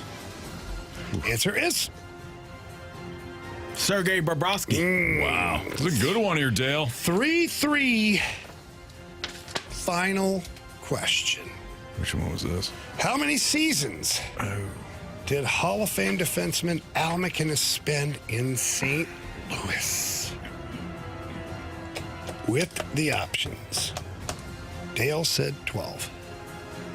With the options, Anthony said 10. One of you is right. One of you is wrong. Whoever's right will win the gauntlet here today. Dale. You have chosen poorly. It is 10. Anthony got you today, 4-3, Dale. That was a good one, Dale. I the Bears, so that's what I get. No. In fairness, you're just making an observation, Dale. That's all you were doing. You weren't even poking the bear. Yeah, you set up, Anthony. I want some positivity later in the show. All right, fair enough. That works. Yeah. Hey. No, I mean, it's great, Anthony. Come on now. Dale, thank you. Thanks for listening to the show. Thanks for playing today. Thanks, guys. Ooh, that was a tough one. That was good. That's good. Did I do that right, Carey? You did it perfectly. You know how you know you did it right. You didn't even look at me. Moan. You didn't even ask me. No, guess what? I can tell you this today. Coming into the gauntlet, I said, as soon as they're done, I'm turning my back to Carey. I'm not even looking at him. It's like the kid I tell, don't look at your parents in the middle of the game. Yeah, because your dad or your mom, they're trying to coach you from up there. No. You didn't even ask. I've been doing this gauntlet thing for a lot of years. You did it Carey. well, Jamie. Proud of you, man. I don't need your help. What's Marsh, Jamie? How do you think you guys would have done? Because I feel like this was kind of right up your alley. Probably got 8. I would not have gotten 8. The Red Wings one would have fooled me, even though I was on the call for the game. Some of those things elude me. I would have gotten Columbus. I was at that game. That's why I remember. I would have gotten Columbus with the options because the bubble thing, because remember, it was all jacked up from Canada. The divisions were all kind of screwy. Right. I would have got 10, obviously, and I would have got Bobrovsky. So you would have gotten 8. No, I would have had you said the one. I remember that. I mean, there was nothing to do during that time other than watch hockey, and I remember watching that game, and I watched the entire game, and I think it was like an afternoon game too, and Seth Jones logged like 60 plus minutes in that game, 60 to 70 or something like that. It was crazy. Wow. He was tired. That's a lot of minutes. That's a huge game to start a series. Yeah, no kidding. Good grief. All right, it's Fast Lane on 101 ESPN. Is there a method to Oli Marmol's lineup madness? Well, you'll hear straight from Oli next on 101 ESPN.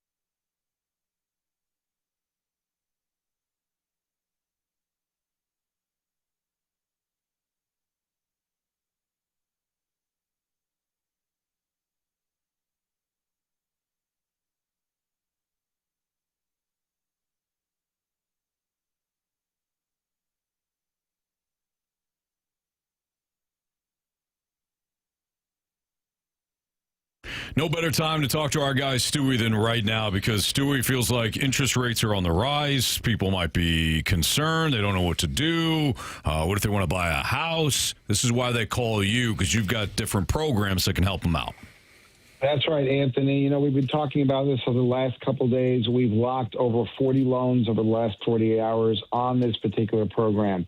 If you're interested in buying a house and you worry the interest rates are high, and they're higher than they've been in a very long time, we have the solution for you. It's called a 1-0 buy down. That means the first year you're going to get 1% less than whatever you lock the rate in at.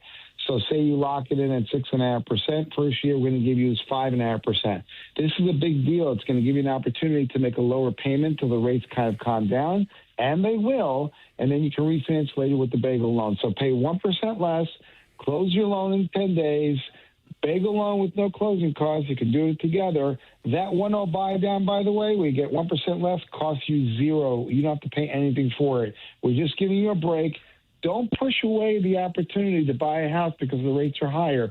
This is the answer for you. Take advantage, get the house of your dreams, pay less, and we're always there for you. One thing you can't do is procrastinate. Don't sit back and say, I'll do it tomorrow, next week, next month. This is an amazing deal. And Stewie's telling you right now how successful this has been. Get up, get the phone, call or text our guy, Stewie. His personal cell phone number is 314-324-4440. Again, 314-324-4440. Call him, text him, tell him that Jamie and Anthony sent you in. He loves hearing that. You just heard the great deal. That's not all he does. He can answer several questions that you've got for him, but you do have to call him. Again, if you can't remember that number, what can you do? You can always Google the bagel loan. Thanks, Stewie. Go Cards. Have a great night, guys. NMLS number 226715.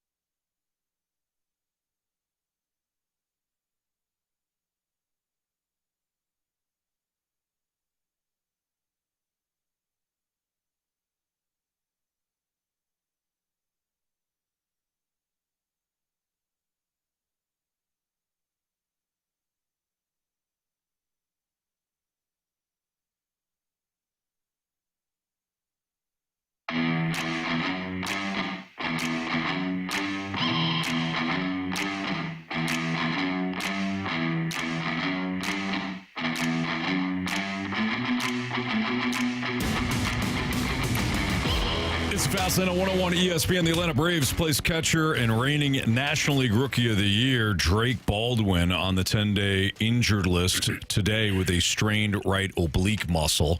The Braves, I think everybody should be heading to the IL after yesterday's 16. What was it, 16-0? 12-0. It's closer than it seemed. Was it only 12? It was only 12. It was only 12. Oh, the Rays hung 16 on Baltimore. Yeah, the Marlins put up the 12-0 victory over the Braves. But he goes to the IL. Ronald Acuna came back from injury today, but the Braves are still down 4-2 to the Marlins. Oli Marmol talked about getaway day lineups, which is something that fans and us have complained about. So is there a method to Oli Marmol's madness, and how does that tie into the Drake Baldwin injury? Here's Oli Marmol earlier today on BK and Ferrario. There's certain times where you have scheduled days off, right?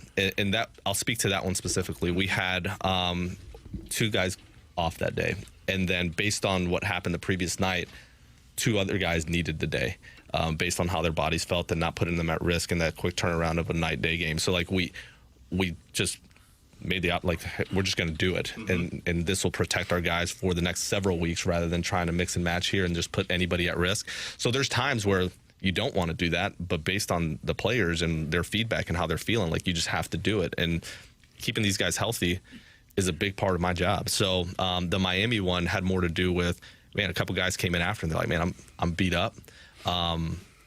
They can go, and I made the call of like, we're not going to risk it. We're just going to give you the day, and we'll get ready and get going again. So there's times where you give guys days off and play for the 2 there, as far as like having multiple days in a row. Because once you're tired, man, 1 day off doesn't do it. It's nice to have that back-to-back if you can. And at times, I'd rather just have both guys out of a lineup at the same time rather than kind of one and one. The Band-Aid off. Yeah, and then go back at it again with the full lineup. So yesterday we talked to you about the NBA load management and how more players are suffering from soft tissue injuries, perhaps because the game has changed and they're bigger, faster, stronger. But when it comes to all the explosive movements in the NBA, maybe it's leading to more calf injuries, more hamstring injuries, and more Achilles tears even. Are you okay with the way that Oli approaches the lineup on those days? I can see it both ways. I can understand what he's trying to do. He's trying to protect his players, and there is a bit of a method to it.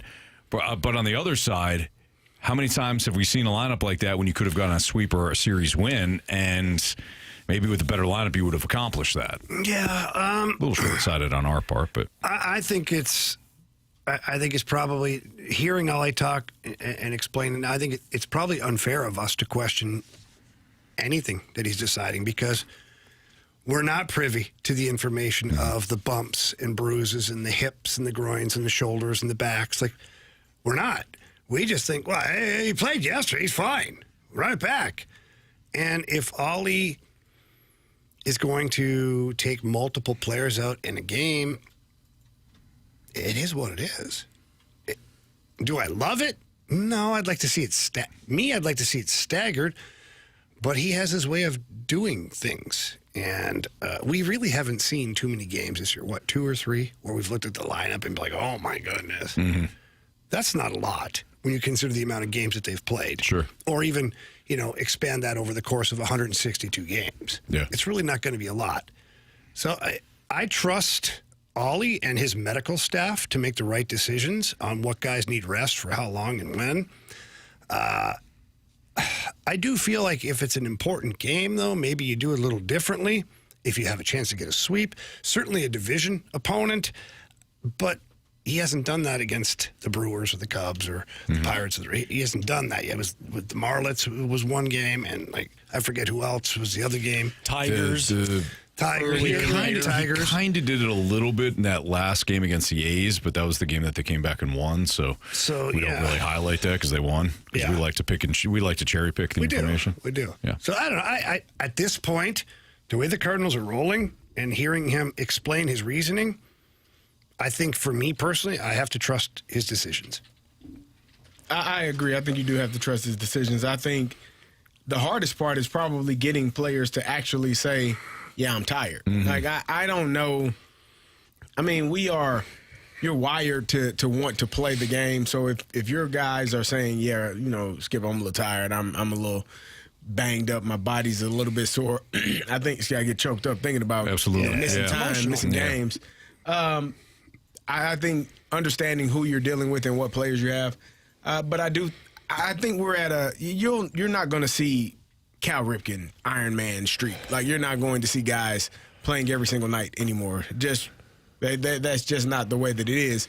Where I think this is vastly different than the NBA, you're playing double the amount of games in Major League Baseball as you are in the NBA. So I can understand having 5 to 10 days off during a regular season in Major League Baseball in comparison to having 25 games off in the NBA. Those numbers just don't add up to me. So I think it is smart. I think it's important to make sure your guys are ready to go and they're healthy. And if it's a night day game back-to-back and you know that these guys are a little bit worn down and you have an off day coming up, if you can get an extra couple of days out of it and then maybe pray for some rain sometimes, get another day if possible. And get your rain out. You can really get some rest for these guys because baseball is – I mean, the Cardinals had a stretch where they were playing every single day for 17 games.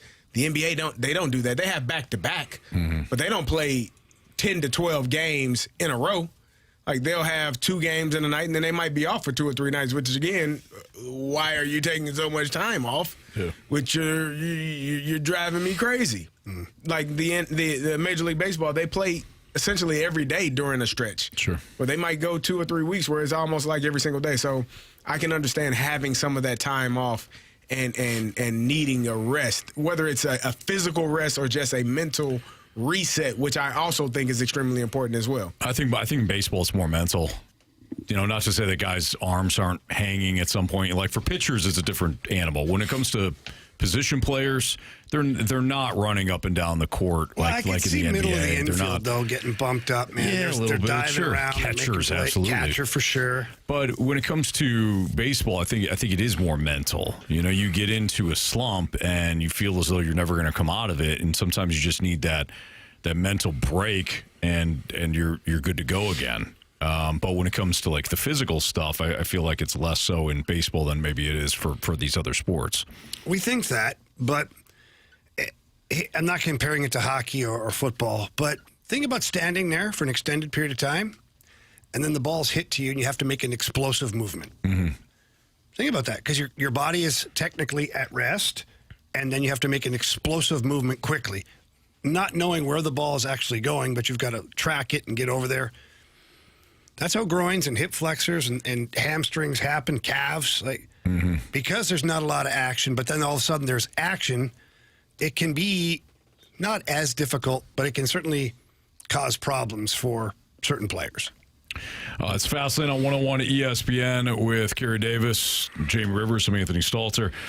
We saw that Buffalo lost again last night. City of Buffalo continues to have its teams get close to maybe making a deep run and then fall short. Is Buffalo the sports city that deserves the championship the most right now in sports? That's next to 101 ESPN.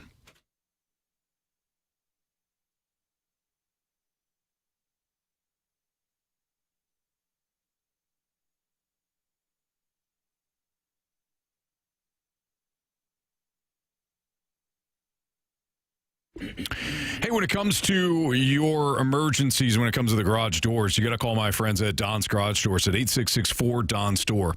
Because if you're already stuck out in your driveway right now, you can't get in, you're frustrated, you're like, what's going on with my garage door? Maybe a spring broke. Maybe the motor stopped working. Either way, you need to get in your home, and maybe you don't have other avenues outside of the garage doors for whatever reason. Well, again, the Don's Garage Doors team, they've got the 24/7 emergency service. I'd absolutely recommend them. If it's not an emergency and you just want to take a look at what they have to offer, I recommend the tune-up special that they have. For less than $30, you can have the Don's Garage Doors team come out. They've got all these diagnostics that they can show you how your garage door might not be operating to its most efficient capacity. And that's what it was for me. I didn't need a whole garage door, but they upgraded the spring. They replaced the motor. They installed a new keypad with a camera that I could check right from my phone. In fact, I just got a notification that, the kids and wife are at home right now. It's great. The difference immediately was noticeable, too, with the garage door. It was quieter. It was smoother. It's been way more reliable. And here's the thing. Your garage door shouldn't be making a bunch of noise. So if it is grinding or squeaking or anything like that, call the Don's Garage Door team at 866-4-DON-STORE, and they can come out and take a look at it for you. DonsGarageDoors.com is where you can find them online. Tell them Stalter sent you.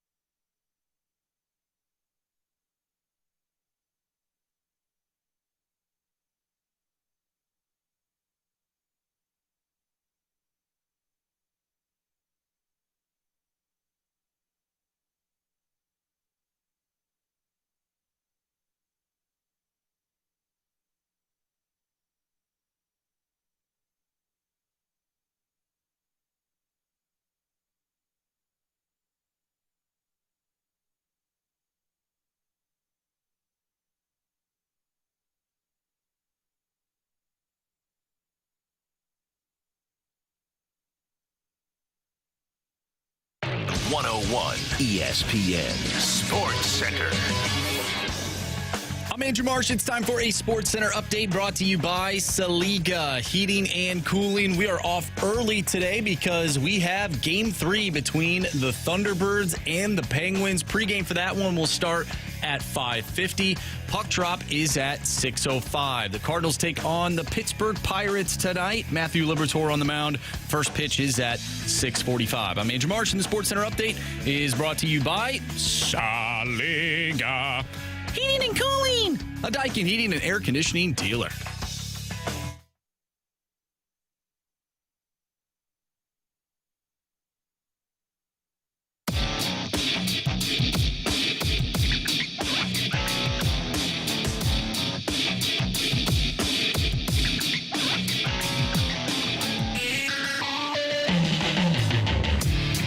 So unfortunately for the city of Buffalo, they watched as their Sabres fell apart again last night, and they fell short in Game 7. Still a incredible season when you compare it to, I don't know, Jamie, the previous 15 years in Buffalo when it comes to hockey.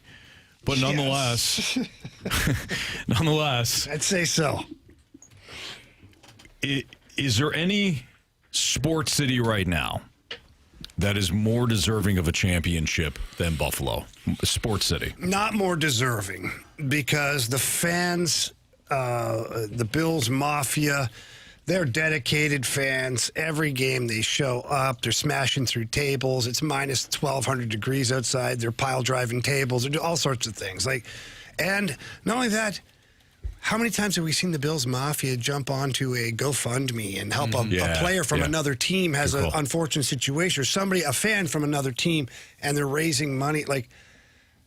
Come on. You talk about paying it forward and good karma that should follow a fan base. It's for the Bills. And the Buffalo Sabres, how about all the fans that have stuck with it through this horrible, horrible era of Sabres hockey until this year? Mm-hmm. I think as far as a fan base, if we want to say that is deserving of a championship, I think Buffalo deserves it, man. I really do. You can't find, for me, I don't know if there's another city that deserves it as much. Yeah, because we have seen a lot of the droughts finally, get, I don't want to say rewarded, but we've seen a lot of the droughts end. The Cubs drought, the Boston drought for the longest time, obviously with the Red Sox. I mean, Boston's rolling. And they had the Patriots, so screw those guys. But the Patriots weren't really that great not until, either. I not until they 2000. went to the Super right. Bowl twice before that. Yeah, before Tom Brady. 85. It didn't go well against the Bears. They got Packers. They finished third that game. They did, and then Bill Parcells decided that he wasn't going to go back with his team after the game, and that was made. The announcement march was made before the Super Bowl when they lost to Brett Favre. Philadelphia, the Eagles got their Super Bowl.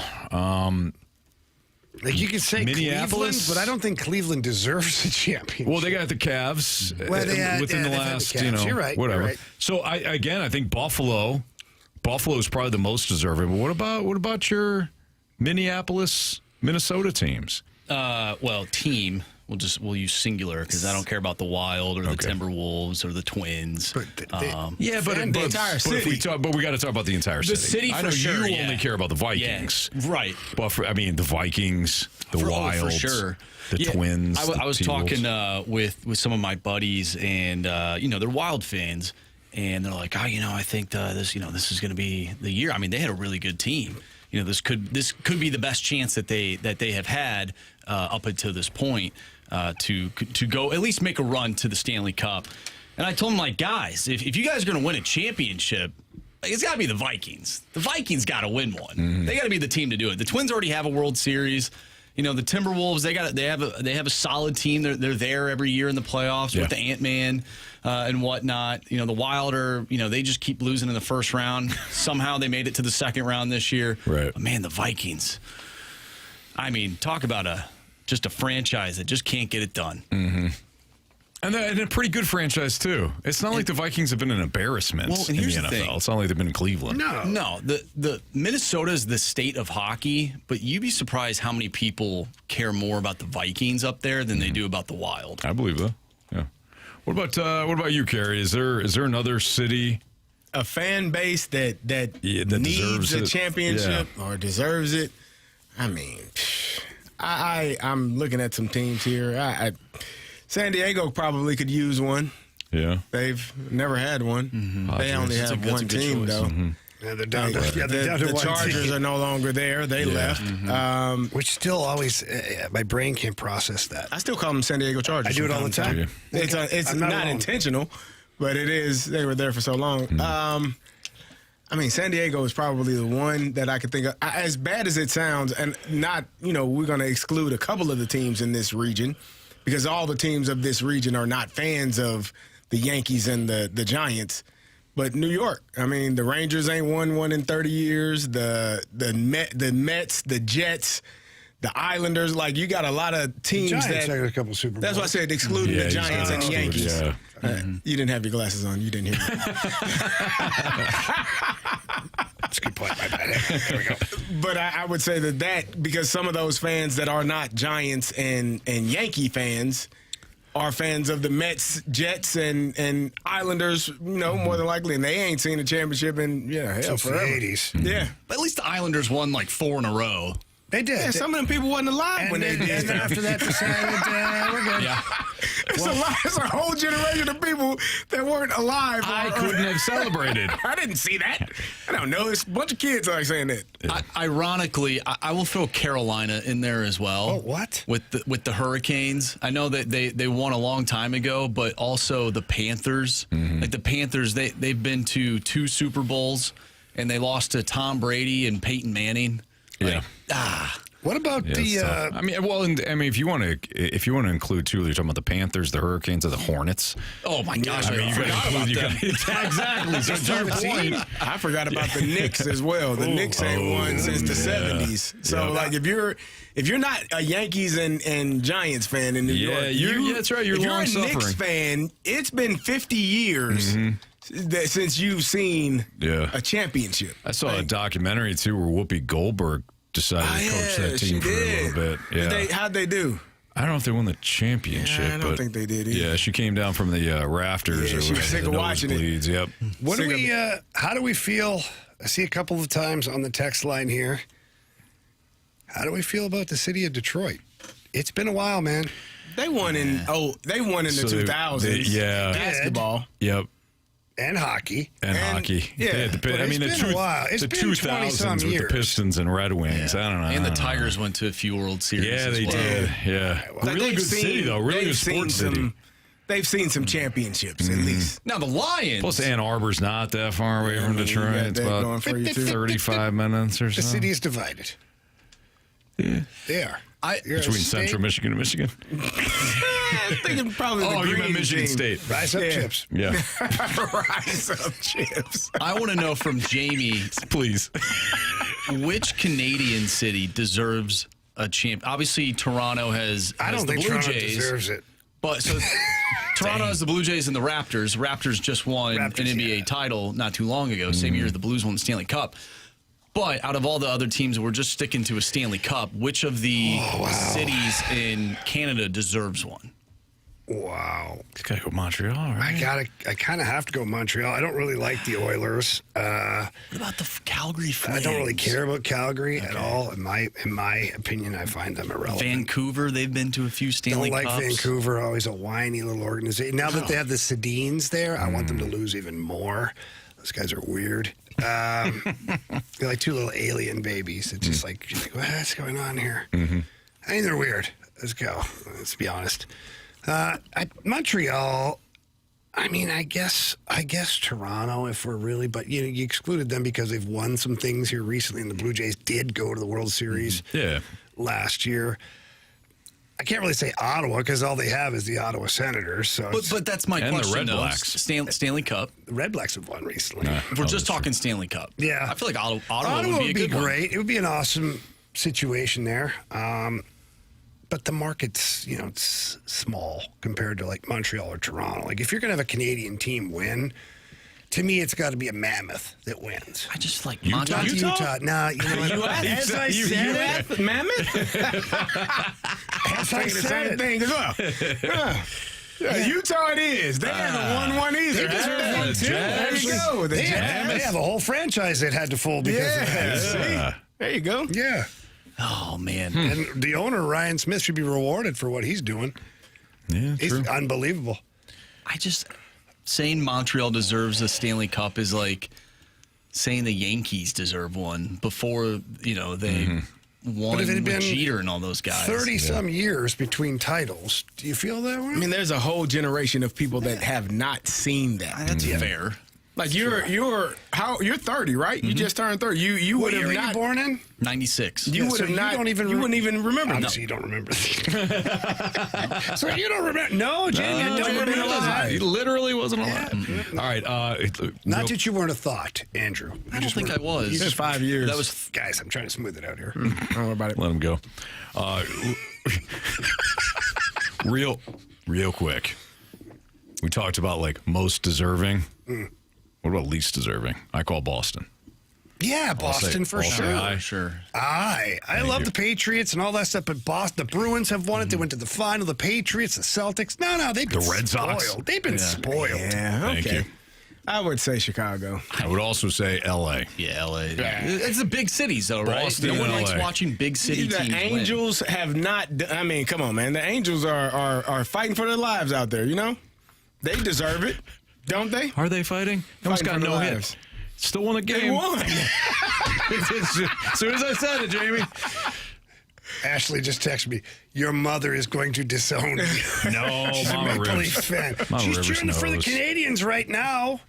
Last night she was super happy. Got a text from her, and actually, instead of sending the GIF that I sent you guys, I sent the one you sent. Oh, yeah, you like that one? Youpie kissing the Canadian. Kissing the, yeah. She fired back. She loved it. That's awesome. Well, good. What about Stella from Anthony? That's fine. You borrowed it. Yeah. You know what? It's for everybody. It's for everybody. You're always a giver. Do you think people I've been told. in Miami would trade, and I know Sunrise is where the Panthers play, but do you think people in Miami would trade both Stanley Cups for the Miami Dolphins to be a relevant NFL franchise?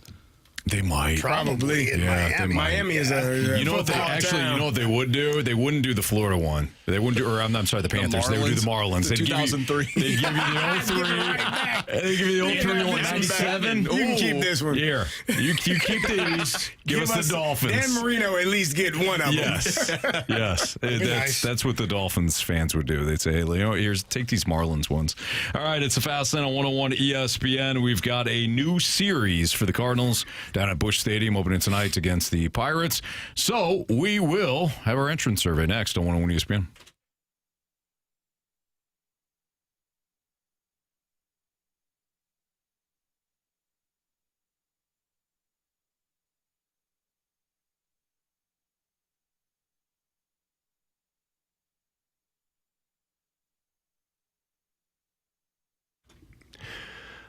So many big games coming up here in the next couple days, and so many have already happened. And shame on you if you haven't got in on all the action with my friends over at Circus Sports. It really is a lot of fun. And it doesn't have to be big amounts of money at all. Just a $1, $2 here. You feel like you're in the game even more. And they have so many great options over at Circus Sports, whether it's the player props. There's lists of those that are available. Those are always fun. Marshy loves the player props.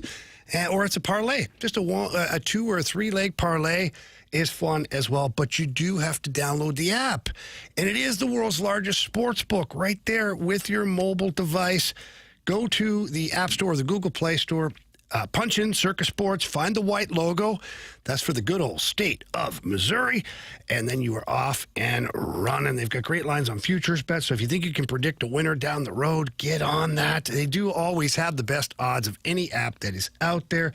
It's super user-friendly. They celebrate their winners. It's just so many great things available with my friends over at Circus Sports. Quite honestly, it's sports betting the way it should be. So please download that app or at least visit circusports.com. Again, that's circusports.com. DraftKings.com. Must be 21 or older. Gambling problem? Call 1-800-GAMBLER.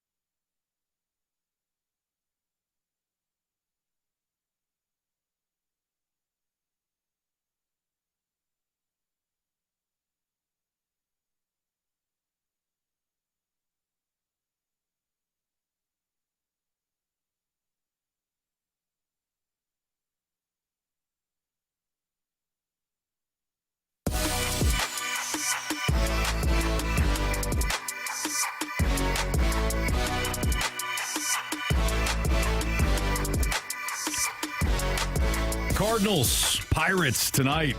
Hopefully, if the weather holds up. I don't know. The rain clouds are starting to move in here, boys. We'll see. But the Cardinals and Pirates are expected to open up a new series tonight at Busch Stadium. Mitch Keller versus Matthew Liberatore. That's the game one matchup. What, for good, better or worse, which Cardinal starter do you have under the microscope heading into the series? Which starter? You got Matthew Liberatore going in game one, like I said, against Mitch Keller.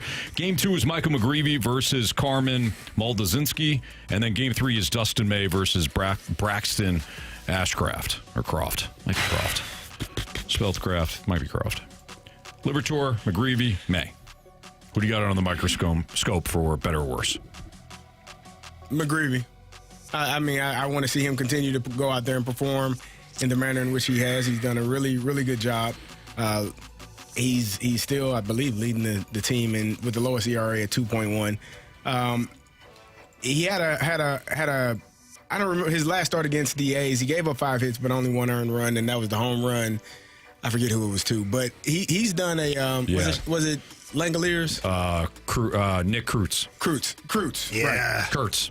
Nick Kurtz. Him. That guy. He had a couple big hits. Yeah, he did. But McGreevy, for me, is slowly, it feels like positioning himself to be the ace of this staff. Mm-hmm. And if you are, you have those aspirations, I think this this team has been playing extremely well. And I do think the starting rotation has done a much better job, getting it to the 5th or 6th inning. Let's try to get to the 7th inning. I've been saying that pretty much all year. But, continue to play well and continue to pitch well, and I think he's doing a great job. That was the game where I thought he should have came back in the 7th inning. The 74 that was the game. That was the 74. Okay, yeah, that was the comeback game. So that's the one where I felt he was pitching really well, had an opportunity to come back in the 7th, and they decided to go in a different route. Give him a chance. I think he's proving himself again to be the ace of this staff, and he's doing a great job. So I'm looking forward to seeing him pitch in game 2. Yeah, I'm going to follow Carey down this path and highlight or put under the microscope a pitcher for positive reasons. McGreevy's that guy. Love what he's been able to do. And I don't know if you guys catch his weekly hits with TMA. He's great. Mm-hmm. He's unreal. What a great personality, great perspective. The other day, he kind of poked fun at people calling him the poor man's Greg Maddux. He's just got a great personality. He's obviously got a great work ethic, and he's executing now, and he's pitching very well, and he's still so raw. There's a lot of baseball left ahead for Michael McGreevy, and we're seeing what I think to be, he looks pretty polished already. Imagine what it might look like a year or two from now when he really hones his craft. Mm-hmm. So I can't wait to watch him.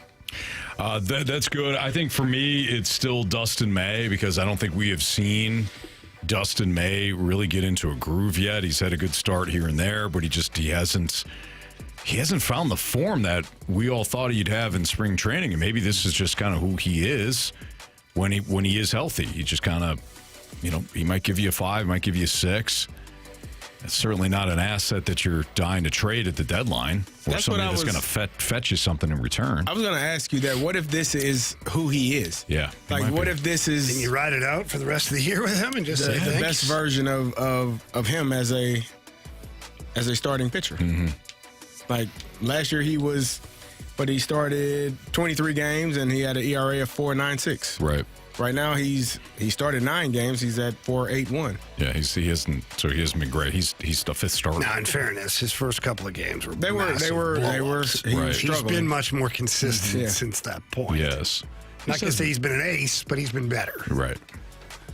He's pitched more like a 5 than a number 1. He's closer to a 5 than a 1. Yeah, probably. On this staff? On any staff. Well, on another staff, he may not be in there. Like who? What? What staff? What staff is he a 1? No, I thought he said other staffs he'd probably be a 5. Or out. That's what he said. Gotcha. You were ready to jump on him. I was, yeah. He's only human. Look at the man. What? Marshy, who's your guy? I'm going to go with their starter tonight, Matthew Liberatore. He had a couple of good outings back to back, and then, not back to back. And then his last outing against the Athletics, 5 innings. He got tagged for 4 earned runs, 9 hits, gave up the home run, only walked 2, had 5 strikeouts. So I'm eager to see how he bounces back from a rough start in Sacramento. But it seems like, you get a few good starts from Liberatore, and then you get a really bad one. Right. And then you get maybe another good one, and then you get a bad one. So I'm wondering when the consistency starts to ramp up, where you're, good quality starts. Maybe you don't get the win, but you keep the team right there. I'm interested to see how he bounces back from a bad outing his last go around. All right. Position player wise now, going from starting pitchers to position players, for better or worse, which Cardinals hitter do you have under the microscope heading into the series? I'm going to continue with Nolan Gorman. He ain't budging. I got to see him. I want to see more consistency, more power, more consistent power. For me to be inking him in at number 5 every time there's a right-handed pitcher on the bump, I want my money's worth. Mm-hmm. Okay. Gorman is a great pick. Victor Scott. Okay. Obviously you're batting 9th. He only got 21 hits on the year, batting 189. But I think the thing that we expected more of Victor Scott, obviously we expect him to be on base more, but have more of an impact in the running game when you are on base. So however you got to get on base, you need to do that and then be impactful when you are on base. He's behind. Jordan Walker is leading the team in steals right now, and I think that should be far and away Victor Scott. Now, again, you do have to get on base to be able to steal a base, Anthony. I did the research on that, so I'm pretty sure that's correct. But he needs to be more impactful and causing more chaos on the base paths when he does get on base. You know, I'm looking at Nolan Gorman. He has hits in 5 straight games. 5 straight games he's walked. No home runs, though. Is that what you're looking for, Jamie? Yeah. You're looking for the long ball? Isn't that what he's supposed to produce? Mm-hmm. Like, out of all the guys in your lineup, he's supposed to be the big bopper where we'll take the strikeouts because we'll get the home runs. Mm-hmm. Now, I'm not mad that he's contributing, a little knock here, a knock there, a walk, all these. It's great. But at some point, you need him to do what he's supposed to do or what he was drafted to do, which is touch seats. Home run. He's only struck out once in those 5 games, too. Right. So that is encouraging to see. Maybe the home runs start to come. I mean, we're sort of asking the same thing, like, where's Ivan Herrera's power? But, he's hitting the ball. Mm-hmm. So maybe this is the start of something good for Nolan Gorman as well. Yeah, I think that's a good one. I think Nolan Gorman kind of being in the under the microscope heading into this series makes a ton of sense. Victor Scott, who Carey you'd mentioned, I thought that was a solid one too. Outside of that, I feel like everybody else is kind of contributing. Out of the main guys, Jordan Walker, J.J. Weatherholt, Ivan Herrera, Mason Wynn was not in the lineup tonight. He's a little banged up. Alec Burleson, you're getting solid production out of these guys. Only other guy I might mention is Nathan Church, because his defense has been so good that if he becomes a more productive offensive player, then again, the decision becomes easy when Newt comes back. You got Church in center field, and then Newt's back and left. All right, your prediction for the series, Carey? 2 out of 3 for the Cards. Jamie? Yeah, same here. Marshy? I'll go 2 out of 3 as well. You mentioned J.J. Weatherholt, hitless against the Kansas City Royals. Got on base though with walking and whatnot. I'm interested to see how he sort of rebounds from a tough series at the plate. Mm-hmm. But he's been very impressive. I think that he could ultimately be a big factor this series because he's that quick to adjust. There you go. We got biggest question of the day next in the Fast Lane on 101 ESPN.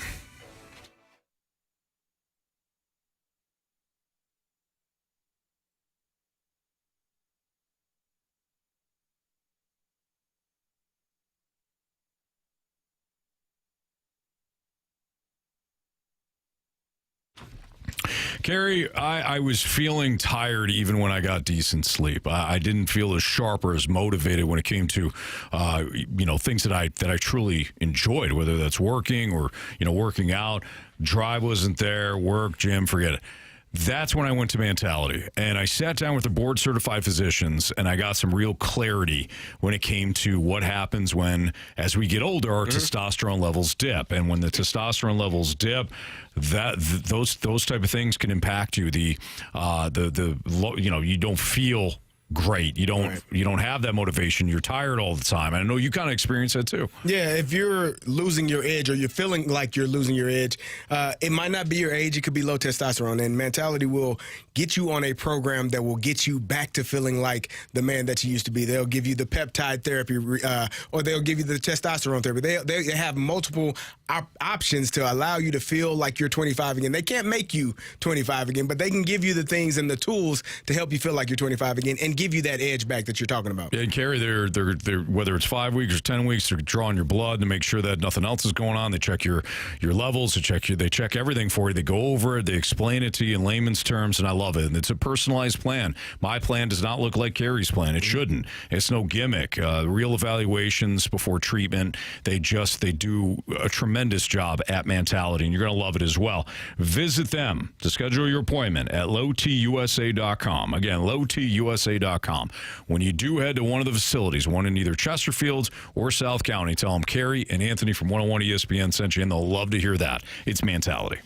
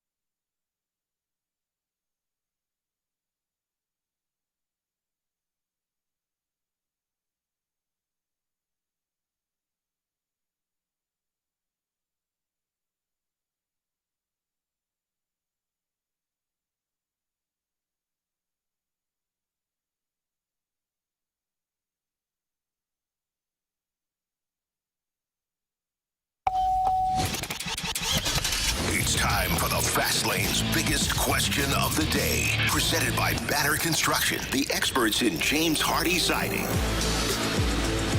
It's the Fast Lane on 101 ESPN 505. Your time check brought to you by Clarkson Jewelers, an officially licensed Rolex jeweler. Now, I know people on the Air Comfort Service text line, Jamie's been asking some big questions as well, such as even following the 0-for-5 performance by J.J. Weatherholt the other weekend, last weekend. Will he still get a contract extension? Left to be seen, my man. Yeah. I love our listeners. We don't know. There's some funny people out there. But, Marsh, that actually isn't the biggest question of the day. No, it is not. Oh, unless you want it to be, Carey. You do your thing. Well, Carey, you're gonna like this one. I'm just thinking we need a full segment, and I don't care. I don't know if that'll suffice. It's not good for radio when one of the hosts says, I don't care. But, boy, I felt it in my bones, Marsh. He certainly did. Earlier today, we were having the conversation about Victor Wembanyama, and we all agree that he is the next face of the NBA. But how would you define a face of the league or a face of the franchise? What attributes do a player or does a player need in order to fit that description? Obviously talent, but what else? It's a good question. And does Wemby face that? So for me, we were talking about it earlier. To be the face of the league, obviously you got to be likable. You got to be someone that they feel they can represent what the NBA is as a whole. What you call me? Jamie. It's fine, I'll wear it. But I think also you have to represent something that, like a skill set that other people don't have. Like I think Victor Wembanyama, because he's able to play at an extremely high level on both ends of the court, on both ends of the floor, where he was the defensive MVP, finished top 3 in MVP voting. I'm sure if he continues at this pace, at some point he will hoist an MVP trophy because he's that good. You got to be one of the best players in the game. And right now, what he did last night on that stage, first game of the NBA Western Conference Finals against the favorite, I think a lot of people's favorite in the OKC Thunder, on the road, 41-24, hitting big shots from the outside, inside. The shot that he took from 28 feet out was like, what the hell? Oh, my God, it went in. Mm-hmm. And it didn't feel like one of those panicked shots. It was like dribbling on time, on rhythm, and pull up, shoot, make it. And that's to tie the game, right? In a huge moment in the first overtime. So I think when you're talking about a face of the NBA, the face of a league, I do think you got to be a champion. So that's going to have to be a part of his resume. I don't know that people that aren't champions and aren't the best player on their team become the face of the league. When we talk about it, we talked about Jordan, we talked about LeBron, we talked about Steph, we talked about Kobe. Like, those are the guys that you consider, like, at some point, just in my lifetime, the face of the NBA. And when you talk about football, you talk about Patrick Mahomes, you talk about Tom Brady, you talk about Peyton Manning, you talk about guys that are champions but also MVPs. So best player in the league, best player on their team, best team in the league. I think all of those things are requirements to be the face of the league. And hockey might be different. I was just going to ask. Because Connor McDavid might be the face of the NHL, and he hasn't won a championship yet, but he's otherworldly in terms of how great he is. Do you have to have a certain charisma to you? I think so. Yes, because Kawhi Leonard is a great basketball player, but he would never be paint dry. He wouldn't ever be the face of the league. And Mike Trout. But like Connor McDavid is kind of like watching paint dry too. His personality. Sure. Now, watching him play certainly isn't like that. Mm-hmm. But his personality is very quiet, very to himself, very boring. So I'm wondering, because Sidney Crosby has forever been, for the longest time, the face of the NHL, and I still think he kind of is the face of the NHL. Yeah, I do too. He's pretty reserved though as well, but it seems like he's not afraid to talk. He's right. He's his interviews are a little bit more outgoing, and at any time that he talks, I want to hear what he has to say. I don't really feel that way about Connor McDavid unless it's something dramatic that is going on within the media up in Canada. But Sidney Crosby is a lot like Steve Yzerman, a lot like Mark Messier, a lot like those guys where when they speak, you want to hear what they have to say. Mm-hmm. And it's not even like earth-shattering sometimes, but there's just such a level of respect because this individual has carried themselves in such a way for so long, and they've backed it up with their play, that when Sidney Crosby holds a media thing and he decides to talk, people are listening. Yeah. So I still think Sidney is probably the face of the NHL until he retires. I also think, and I agree with you guys' outline, I also think that the face of whatever sport you're talking about often generates conversation from non-sports fans. Like, you might not be a fan of, like, for me, I'm not following European football, right? I'm not following soccer. I know who Messi is. I know who Ronaldo is. I know my son's got jerseys for both. Mm-hmm. They're talking about, like, and I want to know more about it. So I might be on my phone. I might stop now if I see something on Messi, or stop now with something with Ronaldo, who is very charismatic and seems like a great human being all the way around. So, what? No, Marsh? Huh? You can continue. Yeah, there's some things. Well, with Messi? No. Ronaldo? Yeah. Sometimes. All right, continue. Great mind. You know great what? Player. He's a great player. Great hair. Great hair. So when I think of, like, non-sports fans, they still, like, everybody is drawn to, like, Tom Brady. Yeah. And they want to know more about Brady. They want to know more about, like, how, who is this guy? I think there's kind of a draw to it. Yeah. I would agree with that.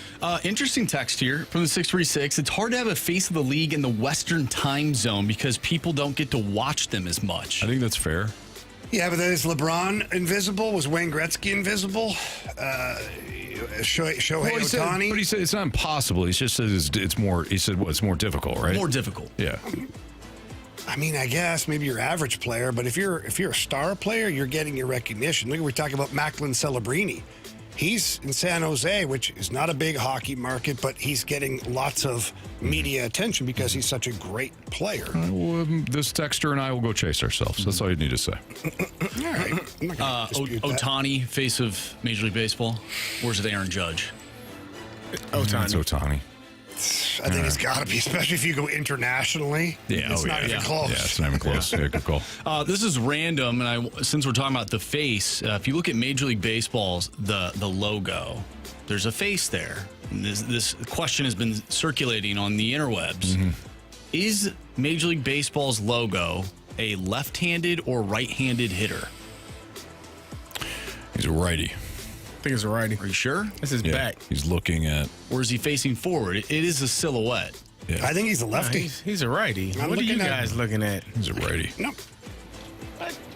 Be quiet, Carey. That's his back. His head is Look turning. at this.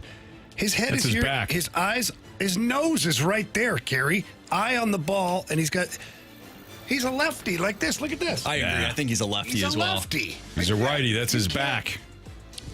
You can't see his hands. They're right here. It's a silhouette. It's behind him.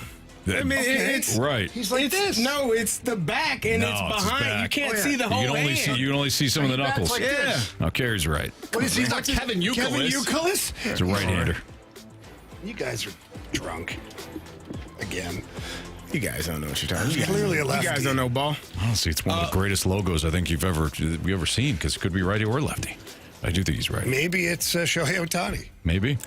Let me ask. You ask it. Right-handed hitter? Am I? Yes. Carey? Right-handed hitter? Yep. Okay, that's interesting. Jamie and I are lefties. Oh, Snapdragon. So that's how your brain works. Yep. But Not you right. can clearly see it. They're not right. I guess see what you did there. Yeah. See what I did there? Yeah. Oh, yeah. I love our text line. They're funny. Right. It's Fast Lane on 101 ESPN. We have Beat the Streak and Bet the Board. We do need a new Beat the Streak contestant, correct, Marsh? We do, yes. So text in BTS or Beat the Streak to the Air Comfort Service text line at 314-399-9646. Again, Beat the Streak, Bet the Board next.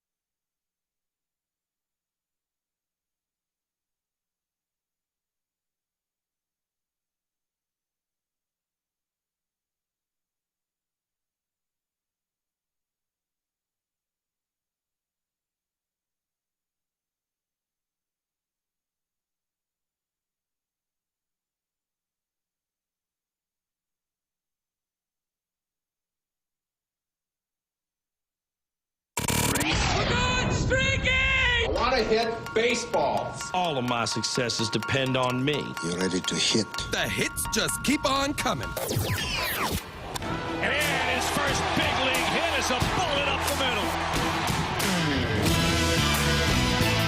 It's a Fast Lane on 101 ESPN. Time to play Beat the Streak. Got Drake on the line. What's up, Drake? Hey, how's it going? Doing great. Appreciate you joining us. Marsh, what do you got for latest streaks here? Ooh, Jamie has a long streak going right now, a streak of 7. Ooh, baby. Ivan Herrera has been the main person that Jamie has been going with during this streak. So Jamie is at 7. Carey and I, despite not being here on Friday, both picked up hits. So we're at 1. Look at us. Anthony, you're at 0. And now we welcome on to the show Drake after Kyle did not get a hit for Vinny Pascantino. Did not get a hit on Friday. All right.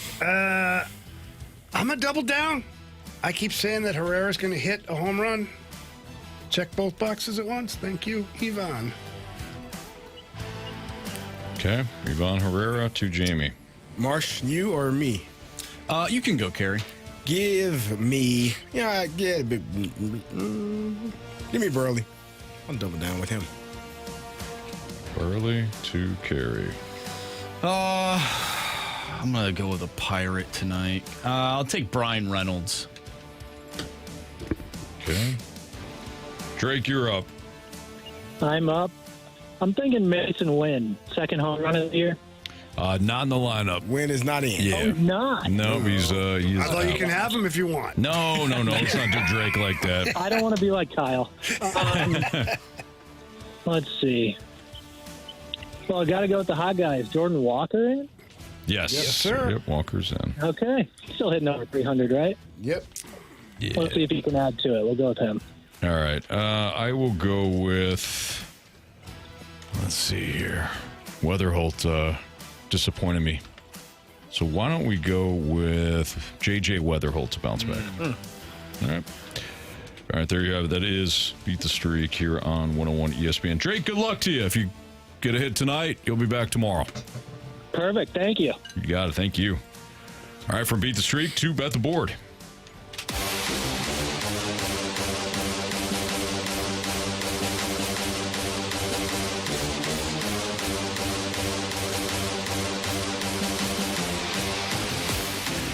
Well, I know my Miami Marlins came through for me last night at 12-0 win over the Braves, so looking good. Marsh, what are the latest standings?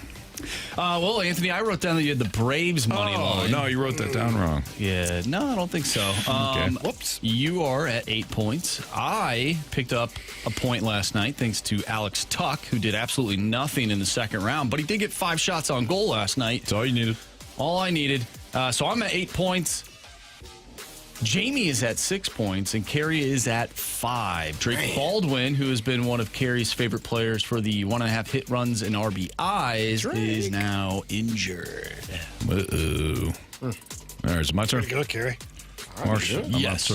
I'll take the Rays minus 120 on the money line against the Orioles. The Orioles. I'm going to go with the Miz. 8+ strikeouts tonight. Over those Cubs. All right. Over those Cubs, and that's at minus 112. I like it. Give me the Phillies on the money line, minus 149. Phillies on the money line. Give me Aaron Judge, 1.5 hits, runs, RBI, minus 145. There you go. Nice work, people. Looks like the rain's going to hold off here. Let's hope. Why are you upset? I just hope you didn't jinx it. That's all I'm saying. Oh, I don't. Yeah, I don't. I think we're. How's the weather looking? The radar. I mean, looks pretty clear, honestly. A little rain at 6, but I think it's going to be done within the within the hour. Cool. I get PTSD, Anthony. No, I hear ball you. game. Rain comes. Doesn't actually rain that hard. I think it's going to clear the up. Game anyways. I think it's going to clear up before first pitch, and it looks, while cloudy, it looks like it's going to be fine, man. So, Good news for you and Cardinals fans. All over the world. All over the world. Well, here, mostly. What? Yeah, but I guess No, all over the world. Yeah, There's to watch. people that are watching that aren't located in St. Louis. They're watching. Want to see the Redbirds play tonight, No doubt. Get their shirts off, you think? I'm sure. Yeah, Why not? you have to. Yeah.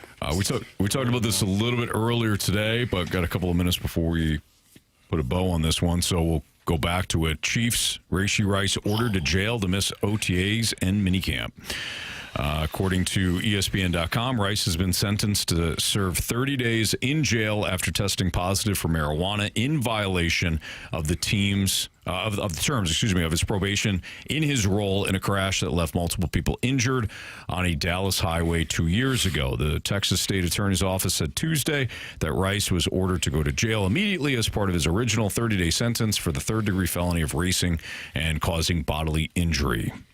Mr. Rice was taken into custody today in the 194th Judicial District Court for testing positive for THC in order to serve for 30 days. And he had previously been ordered to serve at a later time starting today. That according to the Dallas County DA's office, who said in a statement. So, Chiefs have been in touch with the NFL about the matter, but the team and the league declined further comments. Looks like he's going to miss OTAs and at least part of training camp, or minicamp, OTAs and minicamp. Yeah. Well, unfortunate, man. He has to, like I said earlier, make decisions that are, better, that are more conducive and in line with what you are capable of doing. You have an opportunity to make a lot of money playing this game, and you're going to have to do things the right way, especially when it deals with the court system. Like, you don't want to, I don't ever want to have to be in the court system. Right. Be in courts, being, worried about going to jail, can't make any mistakes because you've already made some really bad ones. So hopefully this is something that sets him right on the right path and he can get his career back in order and going in the way that he'd like to. Plus, it's a bit of a kick in the pants to the Chiefs, who stood by him during the first issue. Yeah. Welcomed him back, to the team. Obviously, he got his spot back. He's obviously being paid very handsomely right now. And then you turn around and do this. At some point, it runs its course. And it won't just be with the Chiefs. It'll be the next team and the next team and the next team until you have no more team. So, listen, I wish him nothing but the best. I believe in second chances, in this case, maybe a third chance. But he's got to get his stuff together. No doubt. All right, it's Fastlane on 101 ESPN, and we're off a little early because we got Thunderbirds and Penguins Game 3. 5:50 is the pregame, puck drop at 6:05. So as we continue to air the Springfield Thunderbirds games, we're off a little bit earlier. We'll do criticisms and compliments and 3 stars of the day next.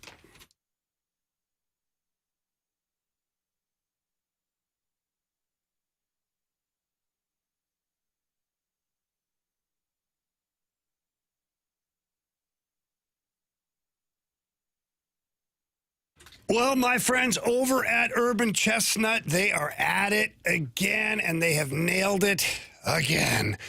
They got a new hazy IPA out. It is called Squirrel Works. And I'll be honest with you guys, I'm usually not an IPA type guy, but man, this is good. It's a smooth, hazy IPA that delivers bright tropical notes and an easy, juicy finish. It is really good. It really is. It's added to the rotation at the Rivers House. It'll be right there alongside the Zwickel Light, which is an elevated light beer that is brewed here in St. Louis by St. Louisans.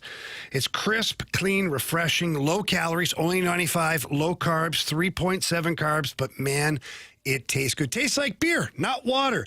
So now you've got a choice. You've got the brand new Squirrel Works or the new Zwickel Light. You add in the Zwickel. We call that the Rivers Hat Trick.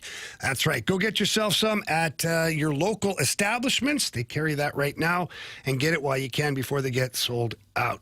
For more information regarding anything to do with Urban Chestnut, visit urbanchestnut.com. Remember to live your lifestyle, St. Louis.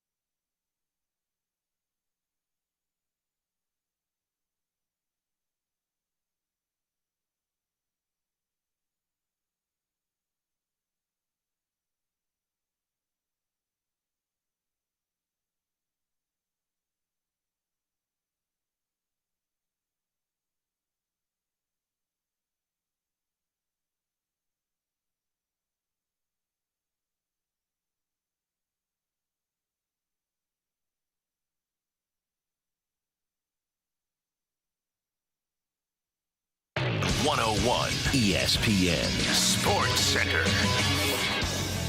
I'm Andrew Marsh. It's time for a Sports Center update brought to you by Universal Windows Direct. If you missed anything from today's show, make sure you go to 101ESPN.com or check out the free Dobbs Tire and Auto Center's 101 ESPN mobile app. Just head to the podcast page and you'll find all of our shows there. It's all brought to you by the Schaefer Door Company. Tonight on 101 ESPN, starting at 5:50, we'll have Game 3 between the Thunderbirds and the Penguins. Puck drop for that one will start at 6:05, and the Cardinals will take on the Pirates tonight with first pitch coming at 6:45. I'm Andrew Marsh, and the Sports Center update is brought to you by Universal Windows Direct. You'll be saying, I love my windows.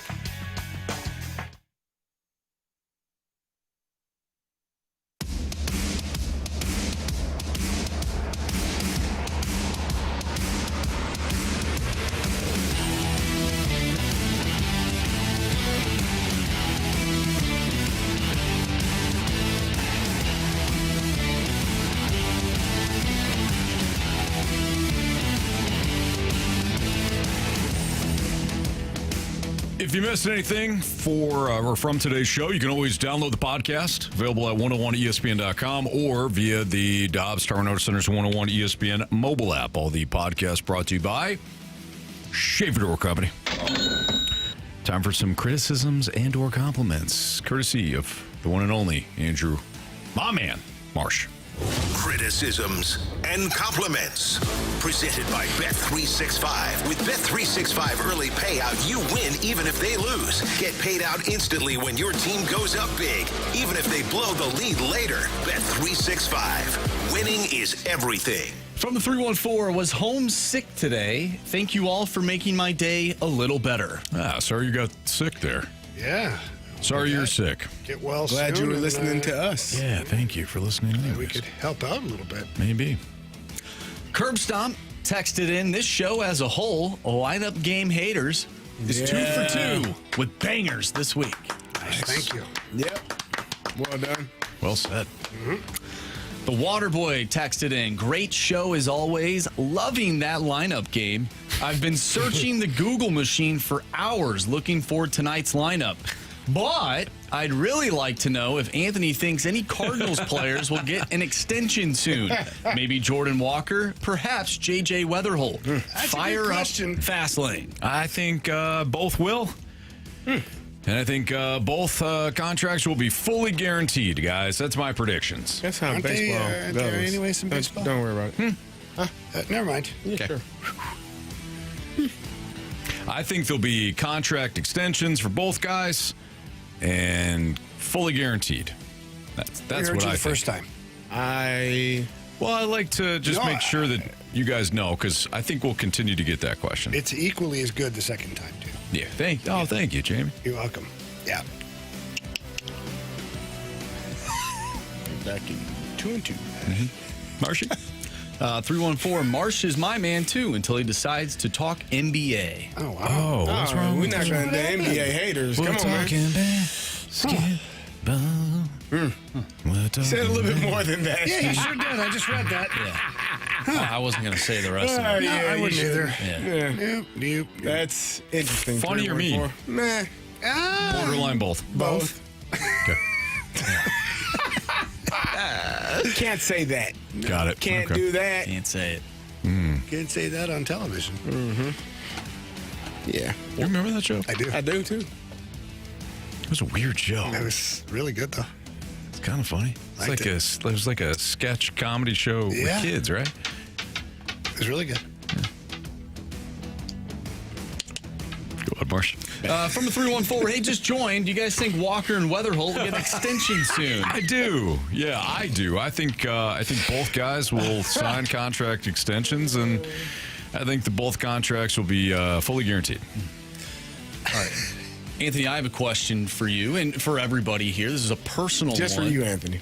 But maybe you can expand upon your answer, and or you could just say yes or no.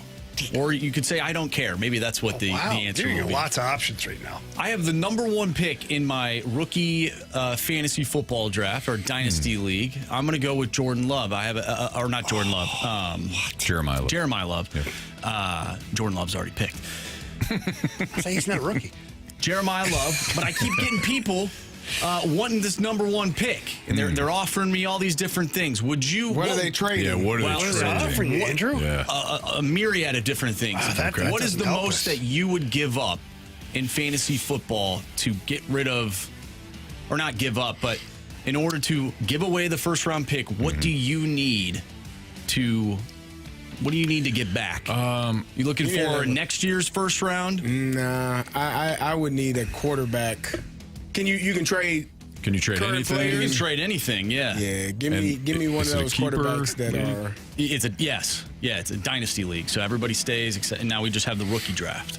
So your team is the same. My team is the year same after year. I'm in a rebuild right now. Okay. I faced that many moons ago when I took over a team that was absolute horse manure, and I built that into a 3-time Powerhouse. champion.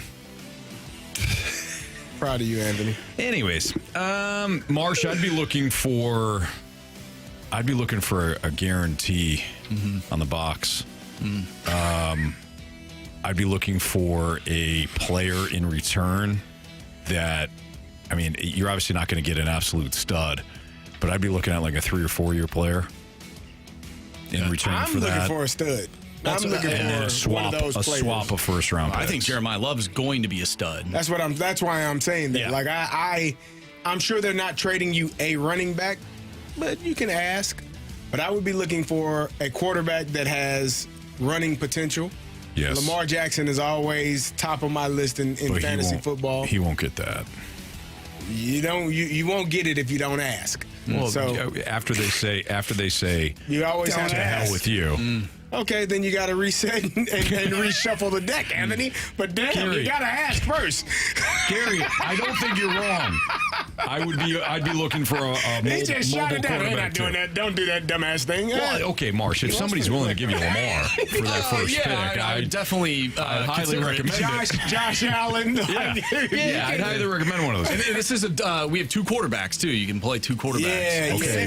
So how do you know who you're hiking the ball to? Well, no, not at the Is same that part of the time. play call? In fantasy, Is that it the works old 52 differently. skidoo? It works differently in fantasy. I haven't seen that since Scruffy McGee. You know? Let's see. I'd be looking for a first round pick, like exchange. So whoever has, like, let's say the seventh pick, and then I'd be looking for a player. Yeah. Well, ironically, the person that is asking me Is seventh. Wow. What does he have on the roster? Do we know? Well, I mean, we're not going We to need go to take a over it look, now, see at but his I roster. do. I need to We know can what. look. No, When's the draft? how much time we got? I need to know what's on his roster, and I can tell you who to ask for. I do have a plethora of tonight? running backs. Is it tonight? You do, so you don't It's need tomorrow Love. morning. Whoa. You need to. Yeah. You need to. That's why I'm asking you. I'm What do we experts. What do we not have? What time tomorrow morning? Well, it doesn't matter. You get 24 hours to so it's make like your a pick. So it's long- kind of it's a drawn out. Okay. But I'm if just I'm wondering. You're probably making a joke of how I wake up late. No, I don't know how much time I have to prepare to help you, Andrew. If we have 24 hours. It was gonna be the you wake up late joke. Yeah, 100%. That one's old. That one's old. We know you. We know your face. I'm concerned. That's like me saying, like, isn't it past your bedtime when it's late? You know? Have you met me? You know? He's outside. But that's not funny, right? That's not funny. I also don't go to bed early. All right. So what do we need? Receivers then? I need receivers. Yeah. All right. So we need Let's think about it. You need to take a look. Yeah, you need to take a look at what he has. He's got 24 hours to on make his choice, roster. guys. He's on the clock. You got for a Jamar day. Chase, Amon-Ra St. Brown, Puka. If you had any guts, you go with Kyler Murray. You need a keeper in return. To bring it all around. This person wanted running back and has a plethora of wide receivers. I don't know if that's going to happen anymore because Rashee Rice is on his roster. I wouldn't. You needed to make this trade. You needed to ask make earlier. the trade before today. No, before if now. you- Like I needed to say Cesar Pareto can play Rice. shortstop a lot earlier. What if he did? Then he'd be then the person that traded for him would be happy and he'd be mad. Yeah, but if he traded and got You didn't want Rashee Rice. No, that's not the best exactly. receiver on his list. No. Anyways. I think I'm going to keep Jeremiah Love. It's just, you can't go wrong with it. Okay. Well, how many running backs you got now? What running backs do you have? I'm in a rebuild right now. All right. Well, maybe we'll trade those other running backs. Already the party. You don't need 12 running backs, you know? Oh, you love tight ends. You can never have enough running backs and tight ends with already the parties, man. Yeah. Yeah, run that damn ball, man. All right, go ahead, Marsh. It's time for the Fast Lane's 3 Stars of the Day, presented by Circus Sports. No bet fees ever with the world's largest sports book, now at your fingertips in Illinois and Missouri. 314, by the way, says, why aren't you thinking of drafting Fernando Mendoza with the #1 pick? There you go. I don't know if he's going to start. Because I think Love is more of a guarantee on the box. It's just different. Like, what if fantasy football starts the first 3-4 weeks? Yeah, I mean, you have Mendoza for the long haul, but again, I think that Love's going to be a guarantee. Speaking of guarantees, our 3rd star of the day goes out to a city that you can guarantee will lose in the playoffs, but we're going to give them a star today. That is the city of Buffalo. Oh, man. That was a great people. You didn't have to. They're probably suffering. Are you kidding right me? now. They were talking all crap on social media when Colton Parayko declined to go there. They said, you think our city stinks? What about St. Louis? I don't care. Really? Yeah. Then you deserve to lose, Buffalo. When's the last time you won a cup? Yeah. Was that never? Sorry. Thought so. Or Super Bowl? Never? Oh, come on, man. That one hurt. No, man. Yeah, you know what? You want to hurt me? I'm going to hurt you back. We won a Super Bowl. We don't have a team anymore. Yeah. We don't You've even always care. had your team. We don't care about that silly Super Bowl. We got rid of our team. And you'll never win a World Series. We got 11. You have 0. The Buffalo Red Wings. Isn't that what they're called, the AAA team? I have no idea. I think it Buffalo is. Red Wings? I think it is. I don't know. I may have made that up. The Buffalo Red Wings. Our 2nd star of the day goes out to Jamie's track career. Oh, yeah. Short-lived. Headband on. Nope. Buffalo Wild Wings comes up when I punch it. Don't think that's going to be it. I don't think that's different. the minor league hockey team. Nope. And our 1st star of the day, of course, goes out to contract extensions. J.J. Weatherholt. Here we I go. know, too. The Buffalo Bisons. That makes more sense. The Red Wings. I don't know. What's Yeah. all that about? Hey, the Red Wings are in Detroit. I know. They're a hockey team. I'm really confused. My bad, guys. Maybe you're thinking of Buffalo, Minnesota, and Red Wing, Minnesota. Perhaps. I don't know. No, I wasn't. I think Jamie's thinking of Red Wing shoes. I do remember that. Are they still in existence? I have no idea. I don't know. It's a very good question. Feels like a lot of those brick and mortars probably aren't around anymore. Probably not. No.